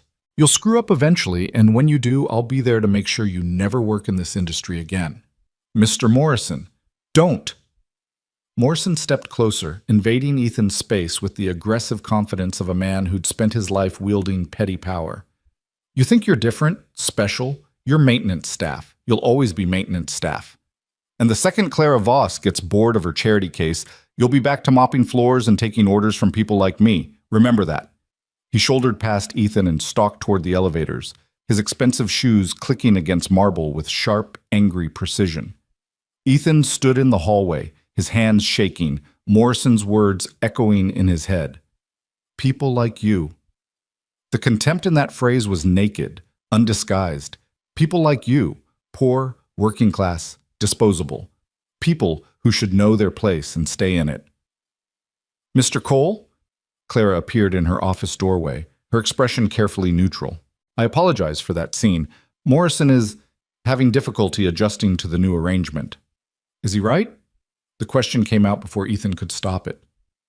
Am I a liability? Are you risking your reputation to let me teach Sophie? Clara studied him for a long moment. Come inside. We should talk. Her office was precisely what Ethan had expected. Floor-to-ceiling windows overlooking the city, modern furniture in steel and leather, abstract art that probably cost more than his annual salary. Everything was immaculate, ordered, controlled. Even the family photos on her desk were arranged with geometric precision. Sophie at various ages, Clara and Sophie together, conspicuously absent any photos of Sophie's father. Sit. Clara gestured to one of the visitor chairs while she moved behind her desk. The positioning was deliberate, Ethan realized, establishing hierarchy, maintaining professional distance even while discussing personal matters. He sat, feeling acutely aware of his maintenance uniform, the smell of cleaning products that clung to his clothes, the class divide that yawned between them like a canyon. "Morrison is an ass," Clara said bluntly. "He's been with the company for 20 years and thinks that gives him the right to question my decisions. It doesn't, but he's not entirely wrong about optics." Ethan's stomach sank. "So you want me to stop teaching Sophie?" "No. I want you to understand the situation you've walked into." Clara leaned forward, her hands clasped on the desk. "I'm a woman who runs a multi-billion-dollar pharmaceutical company. I'm divorced, single, raising a disabled child while maintaining a corporate empire. There are people, shareholders, board members, competitors, who would love nothing more than to find a scandal they could use against me. CEO shows poor judgment with daughter's care would be a gift to them." "Then maybe Morrison's right. Maybe I should back away before—" "Let me finish." Claire's voice sharpened. "Those people exist. That threat is real. But here's what matters more. Sophie is happy. For the first time since her surgery, she wakes up excited about something. She talks about music constantly. She practices without being asked. Last week, she told me she wants to perform at her school's winter recital, something she's refused to do for 4 years because she was afraid of being judged for being blind." Ethan felt his throat tighten. "She didn't tell me that." "She wants to surprise you. She's planning to play River Flows in You." Clara's expression softened slightly. "That's because of you. Because you see her as capable instead of fragile. Because you treat her like a musician who happens to be blind instead of a blind girl who's trying to play music. She is capable. She's remarkable." "I know, but I needed you to show me that." Clara's voice dropped. "I've been a terrible mother, Mr. Cole." "I know that. I've prioritized this company over my daughter, told myself I was building a legacy for her while actually just avoiding the uncomfortable reality that I don't know how to connect with her. But watching you teach her, seeing how you talk to her, it's shown me what I've been missing, what she's been missing." The admission hung in the air between them, raw and unexpected. Ethan didn't know what to say. "So no," Claire continued, "I'm not asking you to stop teaching Sophie. I'm asking you to help me understand how you do it. How you connect with her, how you make her believe she can do difficult things. I treat her like I'd treat any student. I expect her to work hard. I don't make excuses for her blindness. I just work around it, find different ways to explain things." It sounds simple when you say it like that. It is simple. Sophie doesn't need pity or lowered expectations. She needs someone to believe she's capable of exactly what sighted children are capable of. She just needs different tools to get there. Clara nodded slowly, processing this. "Show me." "What?" "Show me how you teach her. I want to watch a lesson, not from my office, but actually in the room. I want to understand what's working so I can learn to be a better mother." The request caught Ethan completely off guard. "I don't know if that's a good idea. Sophie might feel self-conscious with you watching." "Then we won't tell her I'm watching. There's a small practice room next door with a window that looks into the music room. I can observe without interfering." Clara's expression was determined. "Please, Mr. Cole, I'm asking as a mother, not as your employer. Help me understand my daughter." Ethan wanted to say no. Wanted to explain that having the CEO watch him teach would make him self-conscious, that the magic of his lessons with Sophie came from the privacy of them, the sense that they existed in their own world, separate from corporate hierarchies and class divisions. But the vulnerability in Clara's face stopped him. This powerful woman who commanded boardrooms and negotiated billion-dollar deals was asking for help understanding her own child. That took courage.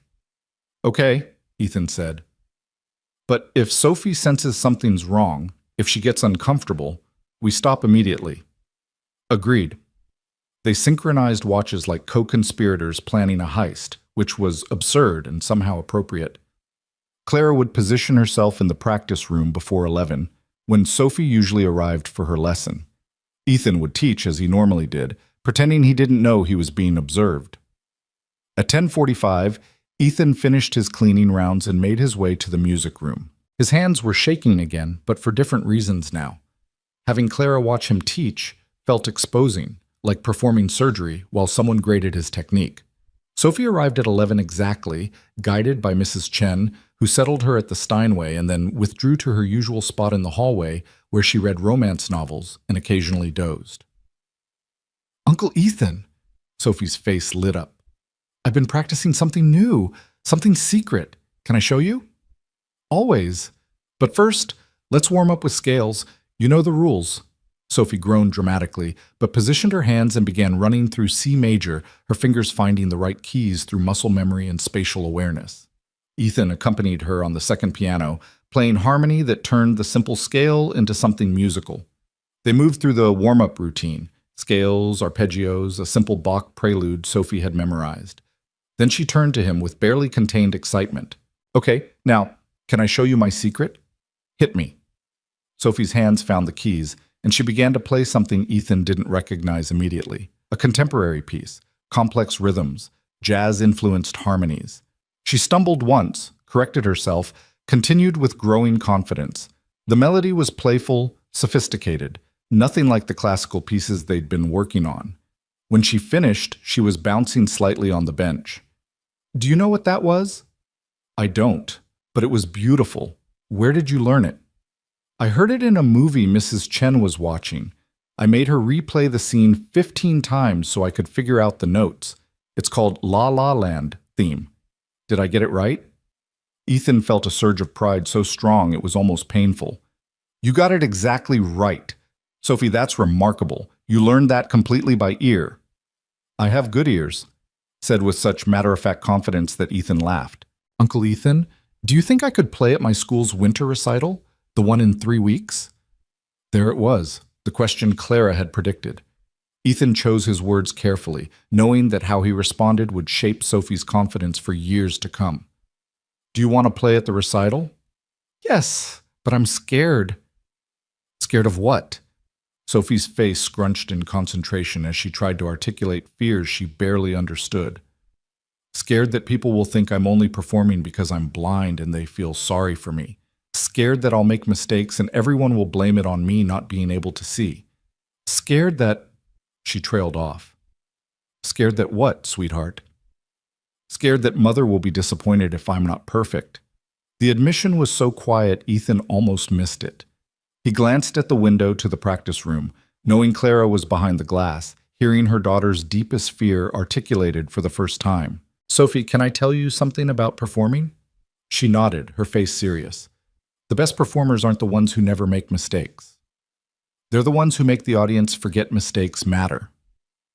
When you play, people won't be thinking about whether you're blind or sighted or anything else. They'll just be feeling the music. That's the power of what you do. You make people feel things. But what if I mess up? What if I forget a section or play wrong notes? Then you keep going. You improvise. You turn the mistake into something intentional. Ethan played a deliberately wrong chord, then resolved it into something beautiful. See? Mistakes are just opportunities to be creative. The audience doesn't know what you plan to play. They only know what they hear. So make what they hear beautiful, even if it's not what you practiced. Sophie absorbed this, her fingers tracing patterns on the keys. Will you be there? At the recital? If you want me there, I'll be there. I want you there. And I want Mother there too, but I don't think she can come. She's always working. Have you asked her? No, I don't want her to feel bad saying no. Ethan's heart broke for this child who'd learned to manage her mother's schedule and emotions instead of being able to simply need her. Sophie, I think you should ask. I think your mom would want to know you want her there. Really? Really? Sometimes parents are so busy taking care of everything else that they forget to check if their kids actually want them around. Maybe your mom needs to be reminded that you need her. Sophie nodded slowly. Okay, I'll ask. But Uncle Ethan, if she can't come, you'll definitely be there, right? I promise, nothing could keep me away. They moved on to practicing the pieces Sophie wanted to perform, a shortened version of River Flows in You and the La La Land theme she'd taught herself. Ethan worked with her on dynamics, on shaping phrases, on telling a story through the music. He pushed her to be more than technically correct, to be emotionally honest, to let the audience hear her heart through her hands. At 12:30, Mrs. Chen collected Sophie for bed. The girl hugged Ethan goodbye, whispering her thanks. already humming the melodies they'd practiced. After they left, Ethan sat alone at the piano, exhausted in the way that teaching always exhausted him. A good tired, the kind that came from giving everything to help someone else grow. The door to the practice room opened, and Clara emerged. Her face was wet with tears. "Ms. Voss, she thinks I'll be disappointed if she's not perfect." Clara's voice was raw, stripped of all executive polish. "She's 9 years old and she's already learned to manage my feelings instead of asking for what she needs." Ethan stood awkwardly, unsure whether to offer comfort or maintain professional distance. Kids are perceptive. They learn early what they can ask for and what they can't. "I did that to her. I made her afraid to need me." "You can undo it. It's not too late." Clara wiped her eyes with the back of her hand, a gesture so unguarded it was almost shocking. "How do you make it look so easy? Connecting with her?" "It's not easy. It's just, I see who she is instead of who I'm afraid she'll become. You look at Sophie and see all the ways you failed to protect her. The tumor, the blindness, all the things you couldn't prevent. But she doesn't need you to protect her from what already happened. She needs you to believe in who she is now. That's what you do when you teach her. I see a musician who happens to be blind. You see a blind girl who's trying to be a musician. The difference matters." Clara absorbed this like a physical blow. "You're right. God, you're right. I've been so focused on accommodating her disability that I've made it her defining characteristic. It doesn't have to stay that way. Will you help me change it?" The question was desperate, vulnerable, nothing like the commanding CEO who ruled boardrooms. "Will you show me how to see her the way you do?" Ethan thought about Morrison's warnings, about the danger of getting too involved with the Voss family, about the class divide that made this whole situation precarious. But then he thought about Sophie's face when she'd asked if he'd be at her recital, the trust in her voice when she called him Uncle Ethan. "I'll try," he said, "but you have to do the work. I can't connect with your daughter for you." "I know. I'm asking you to teach me how to connect with her myself." Clara straightened, reassembling her executive armor. "The winter recital is in 3 weeks. I want to be the kind of mother who can sit in that audience and watch my daughter perform without worrying about whether she's perfect. I want to be the kind of mother who she trusts to ask for what she needs. Can you help me get there?" "I can try, but Clara—" He used her first name without thinking, too caught up in the moment to remember hierarchy. "You have to actually show up, not just physically, but emotionally. Sophie doesn't need a CEO. She needs a mom." "I know." Claire's voice was barely a whisper. "I'm just not sure I remember how to be one." "Then learn, for her." They stood in the quiet music room, executive and janitor, mother and teacher, 2 people trying to figure out how to help a 9-year-old girl feel loved and capable and seen. Finally, Clara nodded. "Thank you for your honesty, for teaching her, for showing me what I've been missing. Thank you for letting me, for trusting me with something that matters." Clara left, her heels clicking down the marble corridor, and Ethan was alone with the pianos and the city lights and the weight of what he'd just agreed to. Teaching Sophie was one thing. Teaching her mother to be present was something else entirely. He cleaned up the music room, organizing sheet music, adjusting piano benches, creating order from the beautiful chaos of the lesson. His phone buzzed as he was leaving. A text from Clara. "The recital is December 18th at 7 p.m. Sophie's school, Bancroft Academy. I'm going to be there. Thank you for giving me the push I needed." Ethan saved the date in his phone, then added a note. "Buy Sophie flowers. Talk to Maya about attending." The next 3 weeks moved with startling speed. Sophie practiced obsessively, her pieces becoming cleaner, more confident, infused with the emotional honesty Ethan had encouraged. Clara began appearing at the music room during lessons, not watching from behind glass, but actually present, sitting quietly in the corner, learning to see her daughter through new eyes. The first time Clara sat in on a lesson, Sophie froze. "Mother, what are you doing here?" "I wanted to hear you play, if that's all right." Sophie's face cycled through confusion, suspicion, hope. "You're not working." "Work can wait. This is important." Something shifted in the room then. A rebalancing of priorities, a quiet acknowledgement that presence mattered more than productivity. Sophie played with extra care that night, showing off for her mother, occasionally glancing in Clara's direction as if to confirm she was really there. After the lesson, Clara approached the piano and did something Ethan had never seen before. She touched Sophie's face, tracing her daughter's features with gentle fingers. "I'm sorry I never let you do this before," Clara said softly. "I was always in such a hurry. But you should know what I look like."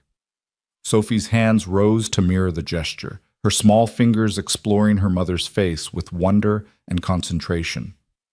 "You have strong bones," Sophie said, "and laugh lines by your eyes, even though I don't hear you laugh very much."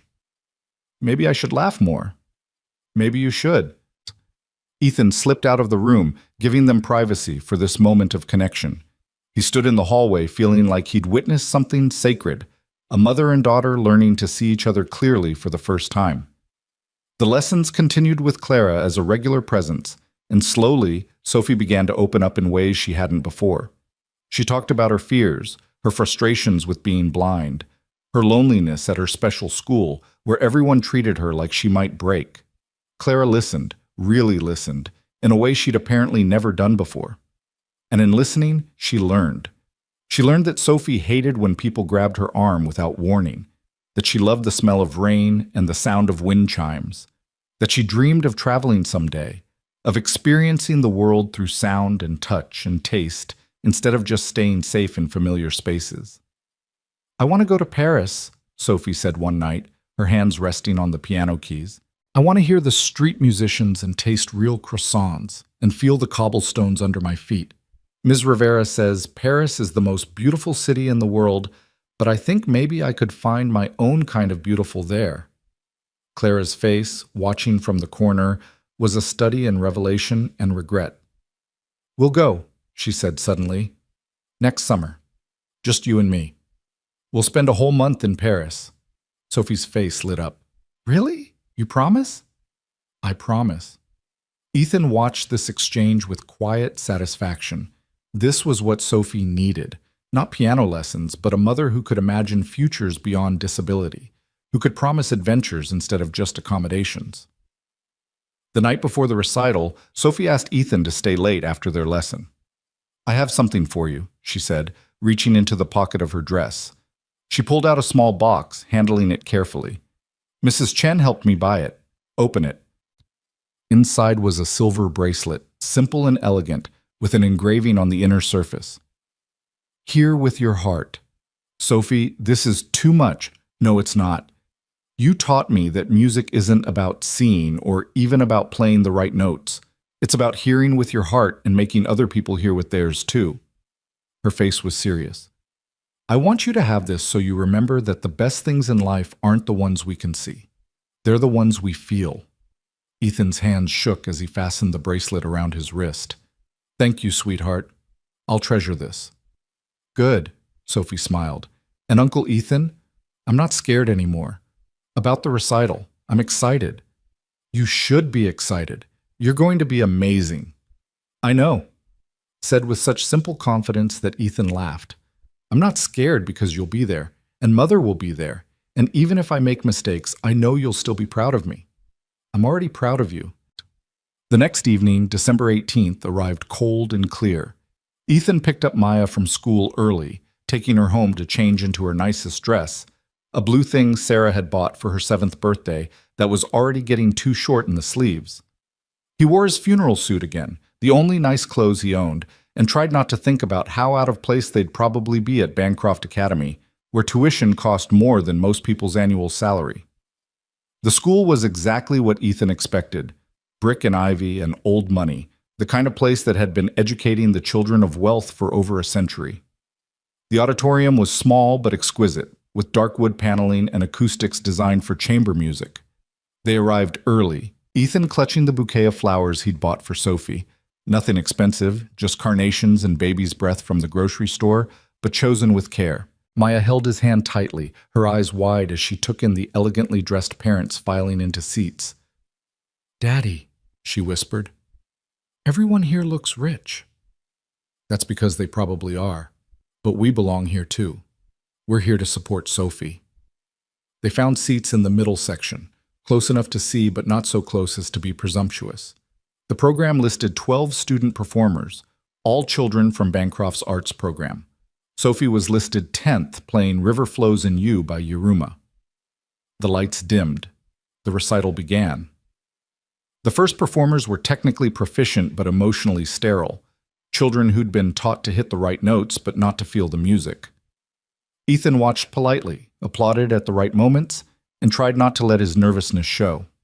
Then Sophie's name was called. She emerged from backstage guided by her teacher, wearing a simple white dress that made her look ethereal and impossibly young. The audience fell into a particular kind of silence, the hush that came when people didn't know whether to be impressed or pitying. Sophie settled at the piano with careful precision, her hands finding the keys, her face serene. She took a breath, and Ethan saw her mouth move in what looked like a prayer, or maybe just a reminder to herself. Then she began to play. The first notes of River Flows in You filled the auditorium, and something magical happened. The melody that Sophie had struggled with just weeks ago now flowed from her fingers with liquid grace. She didn't just play the notes, she told a story with them, weaving emotion and memory and hope into every phrase. Ethan felt tears streaming down his face and didn't bother to wipe them away. Beside him, Maya gripped his hand so tightly it hurt. Around them, the audience had gone absolutely still, caught in the spell of a blind 9-year-old playing with her whole heart. Sophie made one mistake, a slight hesitation in the third section, but she recovered so smoothly that most people probably didn't notice. She turned the stumble into a moment of quiet reflection, making it seem intentional, exactly like Ethan had taught her. When the final notes faded, silence hung in the air for 3 full seconds. Then the audience erupted in applause that sounded like thunder. Sophie stood and curtsied, her face glowing with joy and relief. She turned toward where Ethan and Maya sat, though her eyes couldn't find them, and smiled. The rest of the recital passed in a blur. When it finally ended, Ethan and Maya pushed through the crowd of parents toward the stage. Sophie was surrounded by well-wishers, her teacher introducing her to various parents and benefactors, but when she heard Ethan's voice calling her name, her face lit up. "Uncle Ethan, did you hear? Did I do okay?" "You were perfect." He pressed the flowers into her hands. "No, better than perfect. You were real. I felt like I was flying, like the music was carrying me somewhere else." Sophie buried her face in the flowers, inhaling deeply. "Carnations, my favorite." "How did you—" "I can smell them. They smell like hope." Maya tugged on Ethan's sleeve. "Can I meet her?" "Sophie, this is my daughter Maya. She's been dying to meet you." Sophie turned her face toward Maya's voice. "You're the dinosaur girl. Uncle Ethan talks about you all the time." "He talks about you too." Maya's voice was shy but warm. "You play really, really good." "Really, really well," Ethan corrected automatically. "That too." The girls laughed, and Ethan saw the beginning of a friendship forming, but then a voice cut through the crowd, commanding and familiar. "Mr. Cole!" Clara Voss approached through the press of people, her presence parting crowds like Moses dividing water. She wore a simple black dress, elegant but not showy, and her face was radiant with pride and joy that transformed her usual severity into something approaching beauty. "Ms. Voss."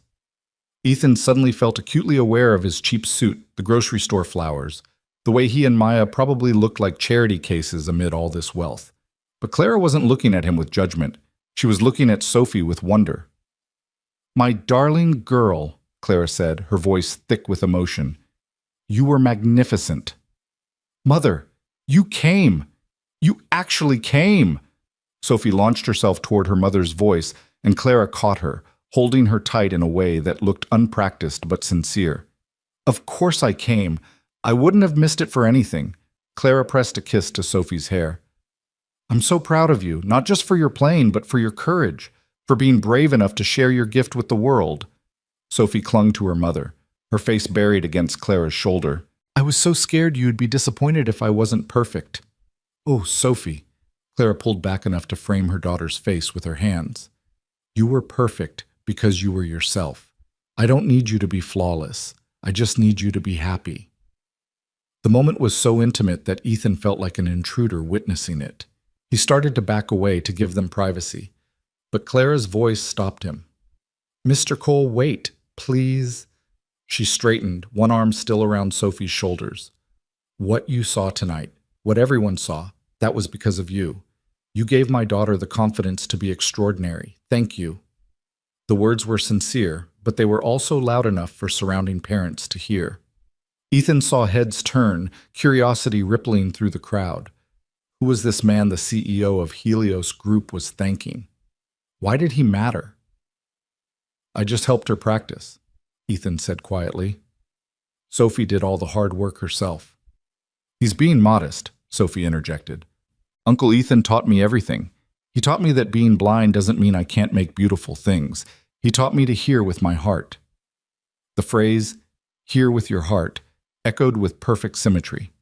Ethan touched the bracelet on his wrist, meeting Sophie's unseen gaze with gratitude. Clara noticed the gesture, saw the bracelet, and something flickered across her face, understanding, perhaps, or recognition that the bond between her daughter and this janitor was deeper than she'd realized. "Mr. Cole," Clara said carefully, "could you join Sophie and me for dinner? There's something I'd like to discuss with you, a proposal, really, about Sophie's future and your role in it." Every instinct Ethan had screamed caution. Dinners with CEOs led to obligations, to entanglements, to situations where the power imbalance could crush someone like him without even trying. But Sophie was looking at him with such hope, and Maya was tugging on his sleeve with excitement, and for once in his careful, cautious life, Ethan decided to take the risk. "Okay," he said. "We'd be honored." Clara smiled, a real smile, warm and genuine. "Excellent. I know a place nearby, quiet, family-friendly. We can talk there." As they gathered their things and prepared to leave, Ethan caught sight of Morrison in the back of the auditorium. The facilities director stood with his arms crossed, his face dark with disapproval, watching this interaction with the intensity of someone cataloging ammunition for future battles. But for tonight, surrounded by Sophie's joy and Maya's excitement, and even Clara's unexpected warmth, Ethan decided Morrison's disapproval didn't matter. Some things were worth the risk. Some people were worth fighting for. And as they left Bancroft Academy together, janitor and CEO, blind pianist and her biggest fan, 2 daughters and 3 adults learning to trust each other, Ethan felt something he hadn't felt in 3 years. Hope that maybe, just maybe, the future could be different than the past. The restaurant Clara chose was nothing like the places Ethan had imagined wealthy people ate. No white tablecloths or intimidating wine lists, or waiters who looked down their noses at anyone without a trust fund. Instead, it was a small Italian place tucked into a side street, the kind of family-run establishment where the owner greeted Clara by name and immediately pulled together 2 tables to accommodate their party of 5.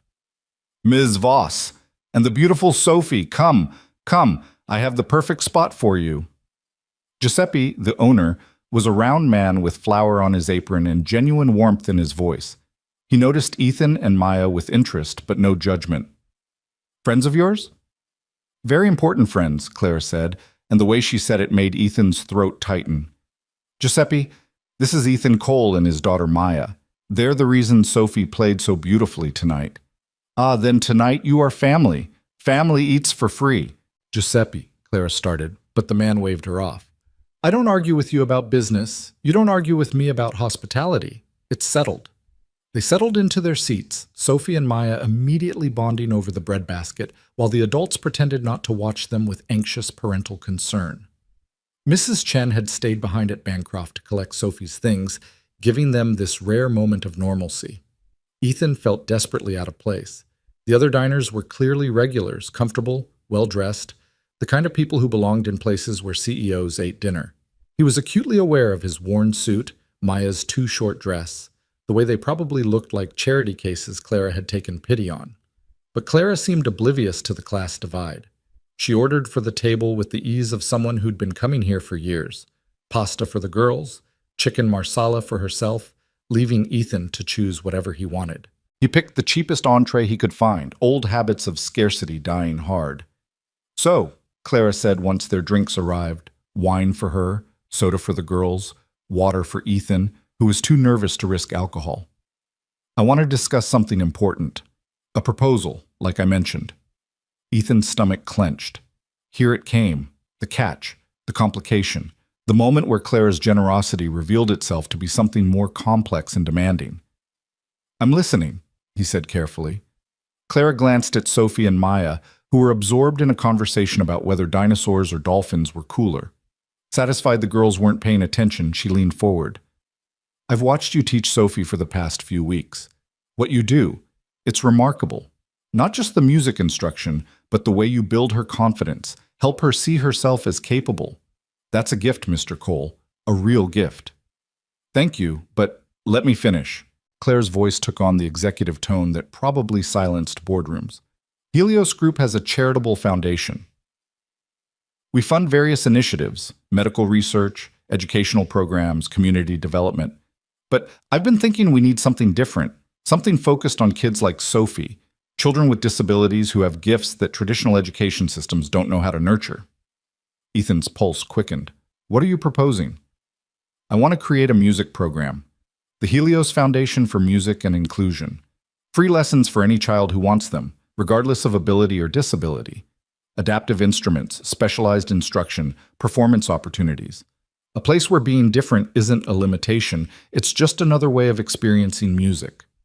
The vision was beautiful, ambitious, exactly the kind of thing that could change lives. But Ethan couldn't see where he fit into it.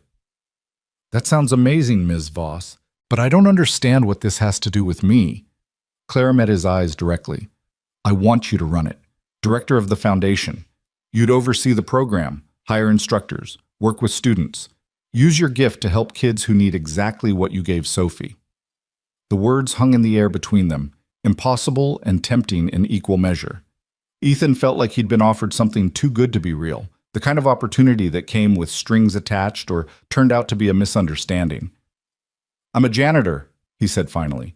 "I don't have a degree in music education. I don't have credentials or experience running programs. You have 8 years in the Marine Corps band. You have whatever training that required. You have a gift for connecting with students and helping them find their voices." Claire's expression was intense, convinced. "And more importantly, you understand what it means to lose something and find your way back to it. That empathy, that lived experience, that's worth more than any credential." "But I have a daughter to support. I can't just quit my job on the hope that a foundation position works out." "It's not hope. It's a guarantee. The position comes with a salary of $90,000 annually, full benefits, and a budget to build the program however you see fit." Clara said the number like it was nothing, but to Ethan it might as well have been $1 million. "You'd start immediately after the new year. We'd provide funding for the first 5 years, with the goal of becoming self-sustaining through grants and donations after that." Ethan's mind raced, trying to process what she was offering. $90,000, more than double what he made as a janitor, enough to move out of their cramped apartment, enough to give Maya opportunities he'd never been able to afford. A job that involved music instead of mops, creation instead of maintenance, purpose instead of just survival. It was everything he'd stopped letting himself dream about 3 years ago, which meant it was terrifying. "Ms. Voss, I'm honored, truly, but it's too much. I don't know if I'm qualified." "You taught my daughter to believe in herself. You're qualified." Claire's voice softened slightly. "I know this is overwhelming. I know I'm asking you to take a leap of faith. But, Mr. Cole, Ethan, I've built a career on reading people, on knowing who can deliver and who will disappoint. You're someone who delivers. You're someone who keeps promises even when it costs you. That's who I want running this foundation." Ethan looked at Maya, who'd abandoned her conversation with Sophie to watch him with wide, hopeful eyes. His daughter, who deserved stability, who deserved a father who did more than just survive each day. His daughter who'd told him weeks ago that he seemed less sad when he talked about music. "Can I think about it?" he asked. "This is a big decision. I need time." "Of course. Take the weekend. We can discuss details on Monday." Clara pulled out a business card and slid it across the table. "My direct number. Call any time, day or night, if you have questions." The card was heavy, expensive, embossed with Helios Group's logo. Ethan tucked it into his pocket like it might burn him. Dinner arrived, breaking the tension. The food was exceptional, homemade pasta that melted on the tongue, sauce that tasted like someone's grandmother had been cooking it for hours. Maya ate with the single-minded focus of a child presented with something delicious, while Sophie navigated her plate with practiced precision, occasionally asking Clara to describe what was where. Watching them, Ethan felt something shift in his chest. These two girls, his daughter and the blind pianist who'd accidentally changed his life, chattering away like old friends. Clara, watching Sophie with a softness that transformed her from intimidating CEO to just a mother who loved her child. This moment of connection across class lines, across the barriers that usually kept people like him separate from people like them. Maybe it could work. Maybe he could step into this new role and not fail spectacularly. Maybe the universe was offering him a second chance, and he should be brave enough to take it. Uncle Ethan? Sophie's voice pulled him from his thoughts. Are you going to take Mother's job offer? Sophie, that's private. Clara started, but Sophie waved her off. He's thinking about it. I can hear it in how quiet he got. She turned her face toward where Ethan sat. You should take it. You're a really good teacher, and there are lots of kids like me who need someone who sees them as more than their disability. You could help so many people. She's right, Maya added, her voice fierce with conviction. You should do it, Daddy. You've been sad for so long. This makes you happy. Out of the mouths of babes. Ethan felt tears prick his eyes at his daughter's perception, at the way she'd carried the weight of his grief without complaint, at her desperate hope that he might choose joy. I'll think about it seriously, he promised. That's the best I can do right now. That's all I ask, Clara said. They finished dinner with easier conversation, Sophie and Maya making plans for a play date, Clara surprising everyone by admitting she couldn't cook to save her life and survived primarily on takeout and Giuseppe's pasta. The check never came, Giuseppe refusing payment with Italian stubbornness, and eventually they spilled out onto the sidewalk into the December night. The city was dressed for Christmas, lights strung across streets, storefront windows displaying elaborate scenes. Sophie tilted her face up toward the sky like she could sense the decorations even if she couldn't see them.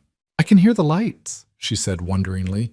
They make a humming sound, like they're singing. That's the electricity, Clara said, but Sophie shook her head. No, Mother, it's more than that. Everything makes music if you listen right. The city is full of songs. They said their goodbyes on the sidewalk, Clara's driver pulling up in a sleek black car to collect her and Sophie. The girls hugged with promises to see each other soon, and then Clara turned to Ethan.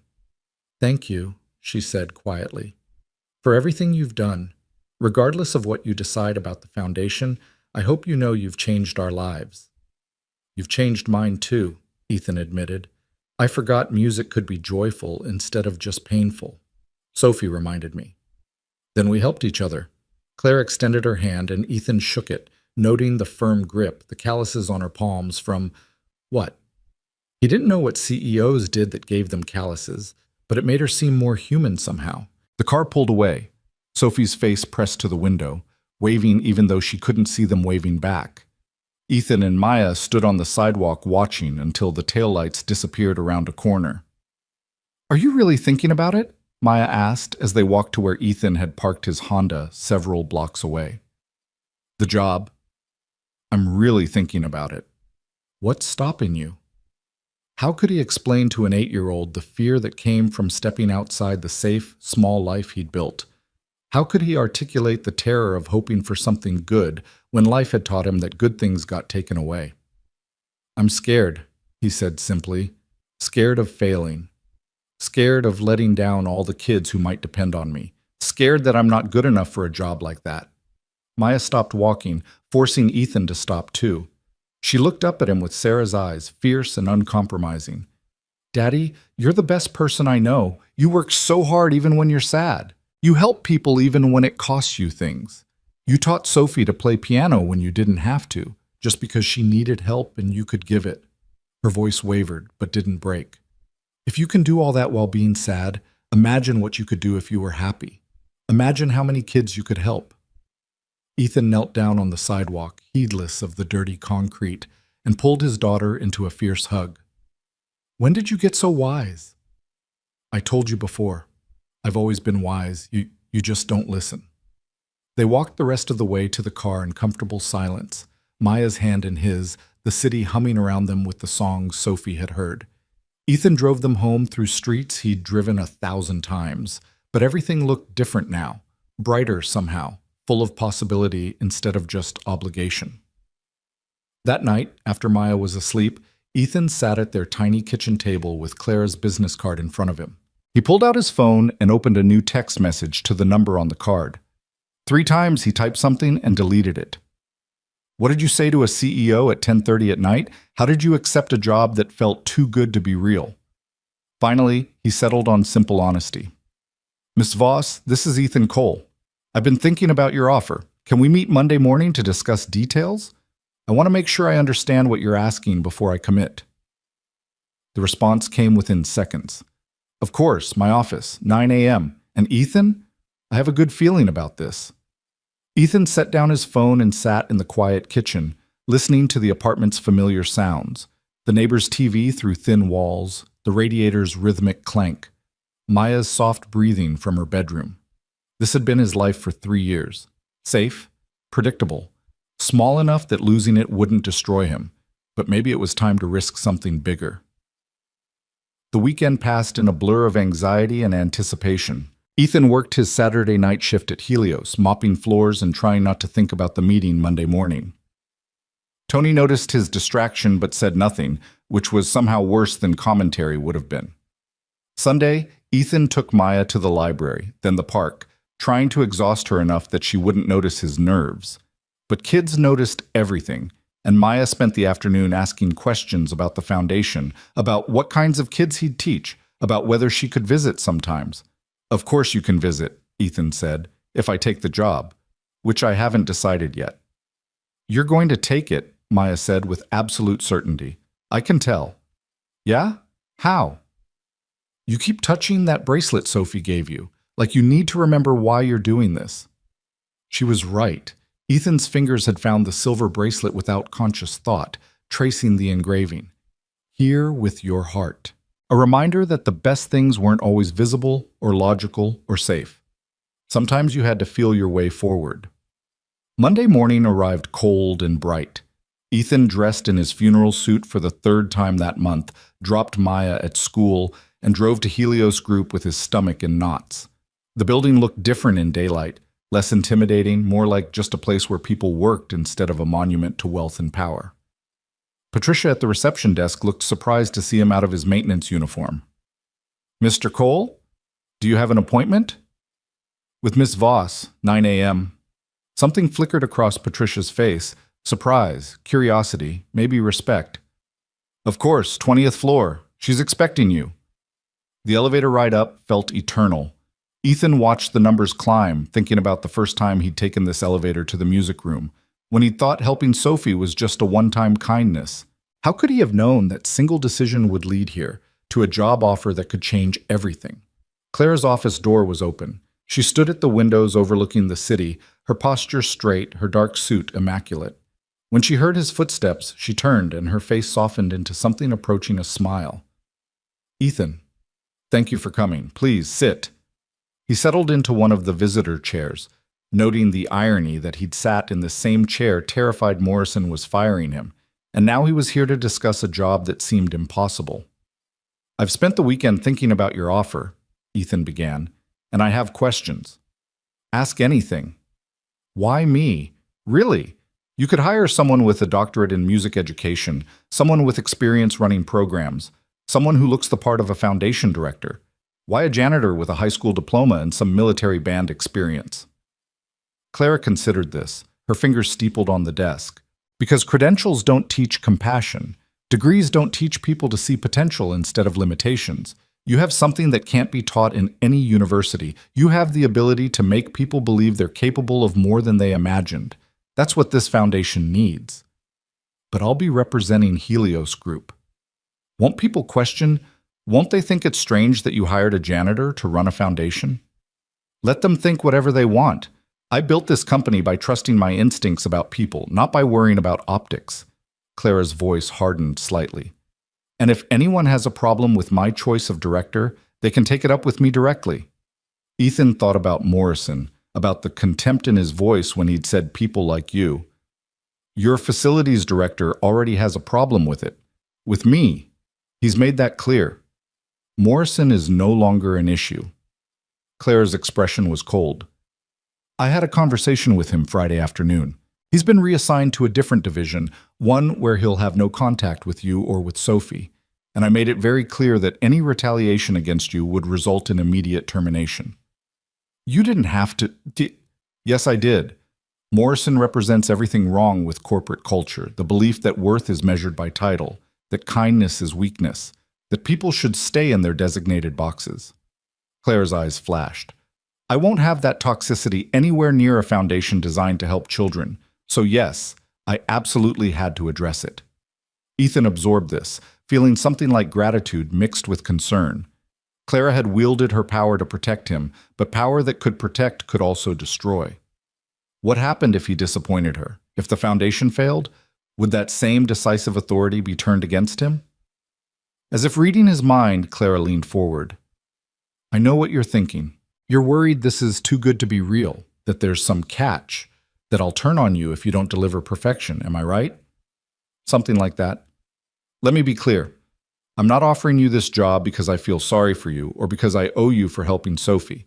I'm offering it because I genuinely believe you're the right person for it. But I'm also realistic. Building a foundation from scratch is hard work. There will be challenges, setbacks, moments where you question whether you're qualified. I don't expect perfection. I expect effort, honesty, and the same care you showed Sophie. Can you give me that? Yes, Ethan said, the word coming out before he could overthink it. Yes, I can do that. Claire's face broke into a genuine smile. Then, welcome aboard, Director Cole. Director Cole. The title felt foreign, like clothing that didn't fit right, but maybe he'd grow into it. They spent the next hour discussing logistics. The foundation would be housed initially in unused office space on Helios's 15th floor while they secured a dedicated building.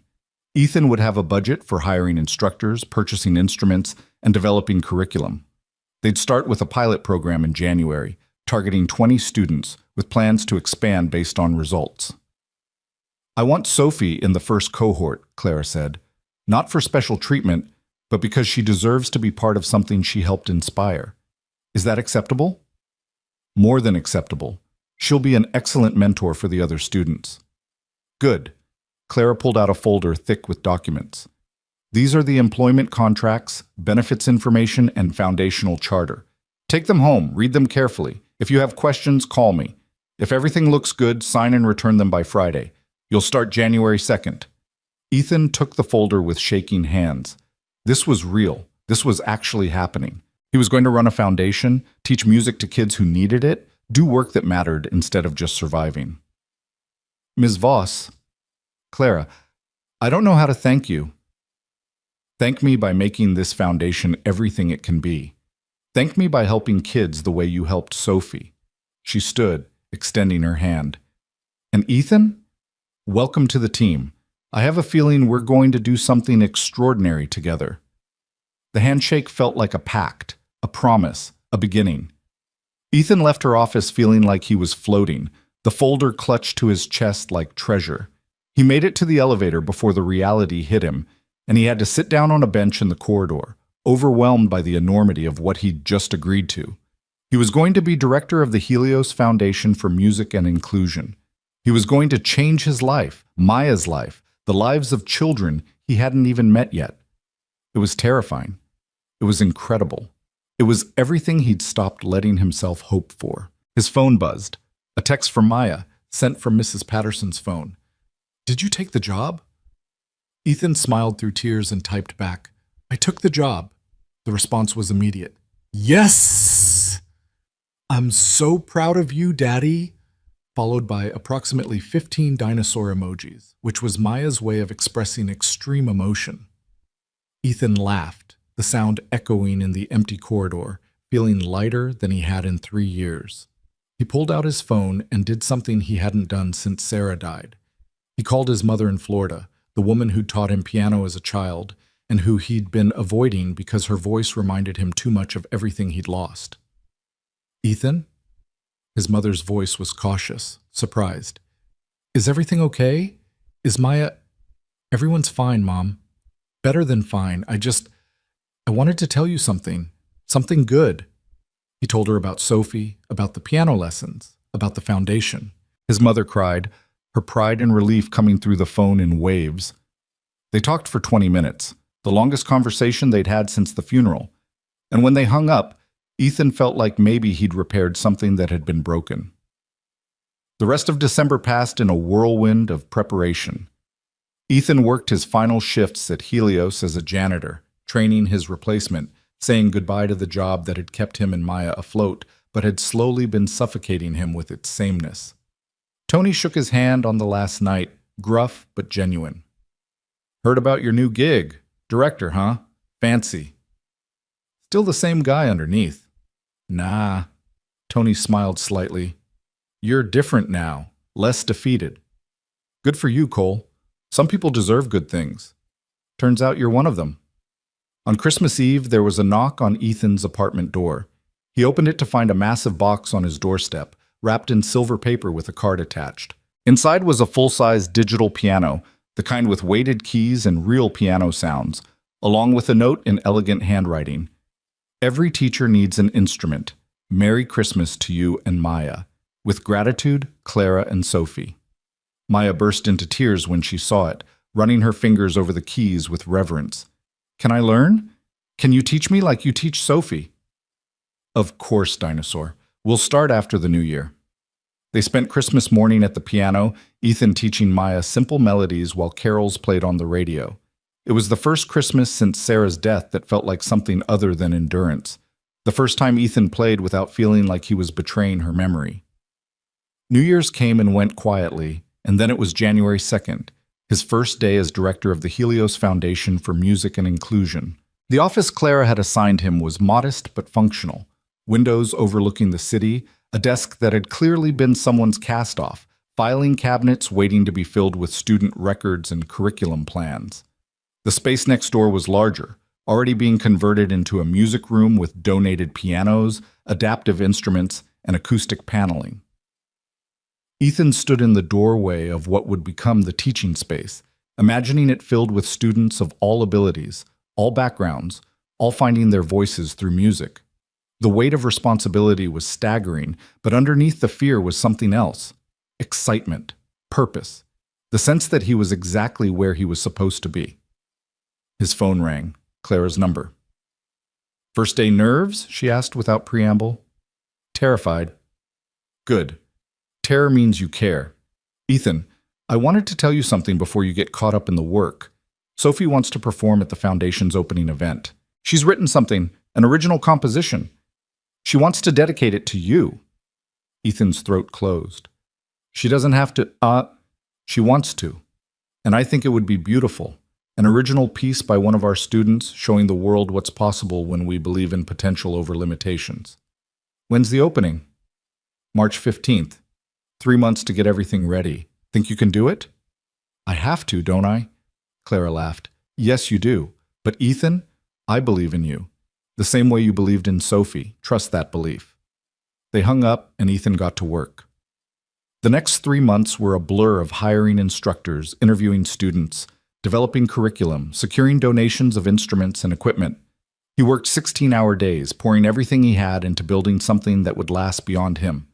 The first cohort of students arrived in late January, 20 kids aged 6 to 16, representing every kind of disability and background. There were blind students like Sophie, deaf students learning through vibration and visual rhythm, students with cerebral palsy using adaptive keyboards, students with autism finding expression through structured improvisation. Ethan taught them the way he'd taught Sophie, with high expectations wrapped in kindness, with belief that disability was just a different way of experiencing the world, with the conviction that everyone had music inside them waiting to be discovered. And slowly, miraculously, the foundation took shape. Students who'd been told they'd never be able to play music discovered they absolutely could. Parents who'd mourned their children's limitations watched them exceed every expectation. Teachers who'd been burned out by traditional education found new purpose in adaptive instruction. By mid-March, the Helios Foundation for Music and Inclusion was real, not just an idea or a hope, but an actual program changing actual lives. The opening event was scheduled for March 15th, a Saturday evening. The audience would include Helios board members, potential donors, education officials, and the families of all 20 students. It was simultaneously a celebration and a fundraising opportunity, Clara's way of ensuring the foundation would have support beyond just Helios money. The week before, Sophie approached Ethan with her composition, a piece she'd titled The Things We Cannot See. "It's about learning to find beauty in unexpected places," she explained, her hands resting on the piano keys. "It's about you, Uncle Ethan, about how you found your music again by teaching me, about how we both lost things but found each other." Ethan listened to her play through the piece, complex, emotional, technically demanding. It was extraordinary, the kind of composition that would silence doubters and prove that blind musicians could create works of depth and originality. "Sophie, this is beautiful. I'm honored you're dedicating it to me." "You saved me," she said simply. "When I thought being blind meant I couldn't do important things, you showed me different. This is how I say thank you." The night of the opening arrived with spring-like warmth, the city shaking off winter with the promise of renewal. The Helios Building's auditorium, the same space where Sophie had played her recital, was packed with over 200 people. Ethan stood backstage in a new suit Clara had insisted the foundation budget for, his heart hammering, watching families settle into seats. Clara found him 5 minutes before the program started. She wore a midnight blue dress, her hair loose, looking more relaxed than he'd ever seen her. "Ready?" she asked. Terrified. "Good answer." She smiled. "Ethan, before we start, I wanted to tell you something. This foundation, what you've built in 3 months, it's exceeded every expectation I had. You've changed 20 lives already. Imagine what you'll do with 20 years. I couldn't have done it without you taking a chance on me. We took a chance on each other." Clara touched his arm briefly. "Now go out there and show them what's possible." The program opened with a welcome from Clara, who spoke eloquently about the foundation's mission and Ethan's vision. Then Ethan himself took the stage, his prepared remarks forgotten as he looked out at the audience, at parents holding hands, at students in the front row bouncing with nervous energy, at Maya sitting beside Mrs. Patterson, beaming with pride. "3 months ago," he began, his voice steadier than expected, "I was a janitor who'd forgotten why music mattered. I'd lost my wife, lost my will to play, lost the part of myself that believed in beauty and purpose. Then I met a 9-year-old blind girl who was learning to play piano at midnight in an empty corporate building, and everything changed. Sophie reminded me that music isn't about sight or ability or perfection. It's about heart. It's about the courage to share who you are with the world, even when you're scared. Tonight, you're going to hear from 20 students who've shown that same courage. They're going to show you that disability doesn't limit artistry. It just changes how we access it. Listen with your hearts, not your eyes. That's what music asks of us. That's what these kids deserve." He stepped aside as the first student took the stage, a 6-year-old with Down syndrome who'd learned to play Twinkle Twinkle Little Star on xylophone. The performance was simple, enthusiastic, imperfect, and absolutely beautiful. The audience erupted in applause. Student after student performed. Deaf children playing drums with such rhythmic precision that the hearing audience could barely believe they couldn't hear the beats. Children with cerebral palsy coaxing melodies from adaptive keyboards. Blind students playing by touch and memory with extraordinary skill. And finally, Sophie. She walked on stage alone, her hand trailing the edge of the stage curtain for orientation, and settled at the grand piano with the confidence of someone who'd done this 100 times instead of twice. "This piece is called The Things We Cannot See," she announced to the audience. "I wrote it for my teacher, Uncle Ethan, who taught me that the most important things in life aren't the ones we see with our eyes. They're the ones we feel with our hearts." Then she began to play. The composition started quietly, almost hesitantly, like someone learning to trust their own voice. Then it built, complex harmonies layering over each other, rhythms shifting and resolving, melody lines interweaving like conversations between old friends. The piece told a story without words, loss transforming into hope, isolation giving way to connection, fear becoming courage. Ethan stood in the wings, tears streaming down his face, Watching this child he'd helped teach create something that transcended her blindness, his grief, all the limitations the world tried to impose. This was why music mattered. This was why he'd been right to take the risk, to step outside the safe life he'd built from the ruins of his marriage. When Sophie finished, the final notes hanging in the air like a prayer, the audience sat in stunned silence for 3 full seconds. Then they rose as one, applause thundering through the auditorium. Sophie stood and curtsied, her face radiant, and Ethan watched Clara stand in the front row, crying openly.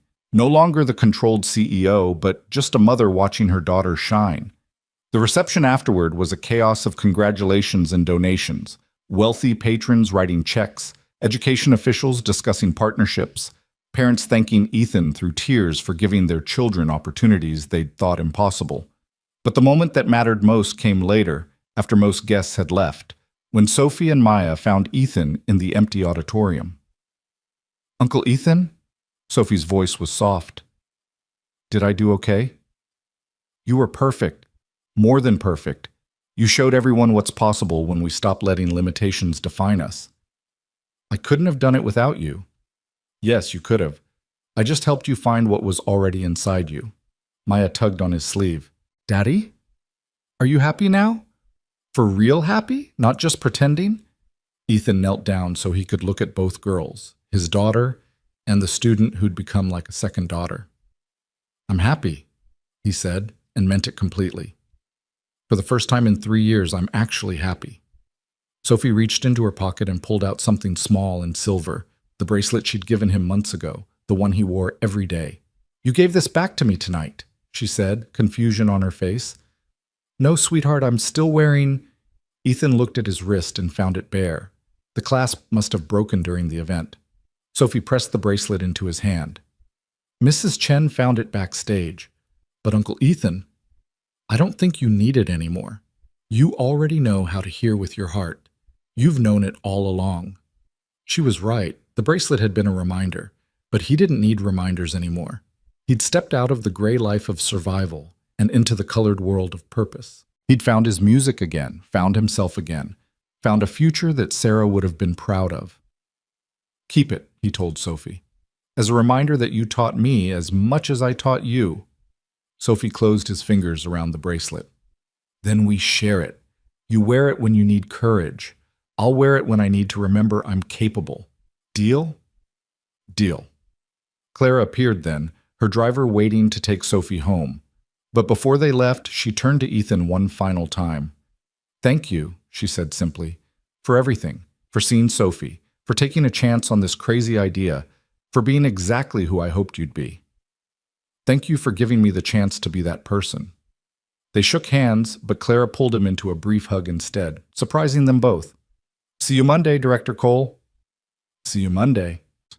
As Clara and Sophie left, Ethan stood in the empty auditorium with Maya, looking at the stage where 20 students had shown the world that ability came in many forms, that music transcended every limitation, that hope was stronger than grief. "Daddy?" Maya's voice was small. "Do you think Mom would be proud?" Ethan thought about Sarah, vibrant, musical, generous Sarah, who'd believed he could do anything, who'd pushed him to pursue music even when it seemed impractical, who'd seen his potential when he couldn't see it himself. "Yeah, Dinosaur, I think she'd be very proud." "Me too." Maya slipped her hand into his.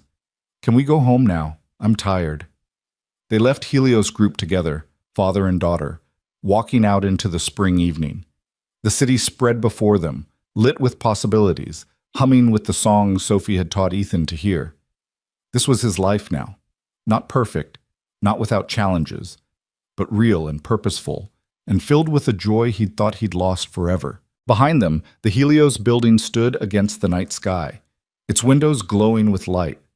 Somewhere inside, on the 20th floor, a piano sat waiting for the next student who needed to learn that disability wasn't destiny, that loss didn't have to be permanent, that the most important things in life were the ones we felt instead of saw.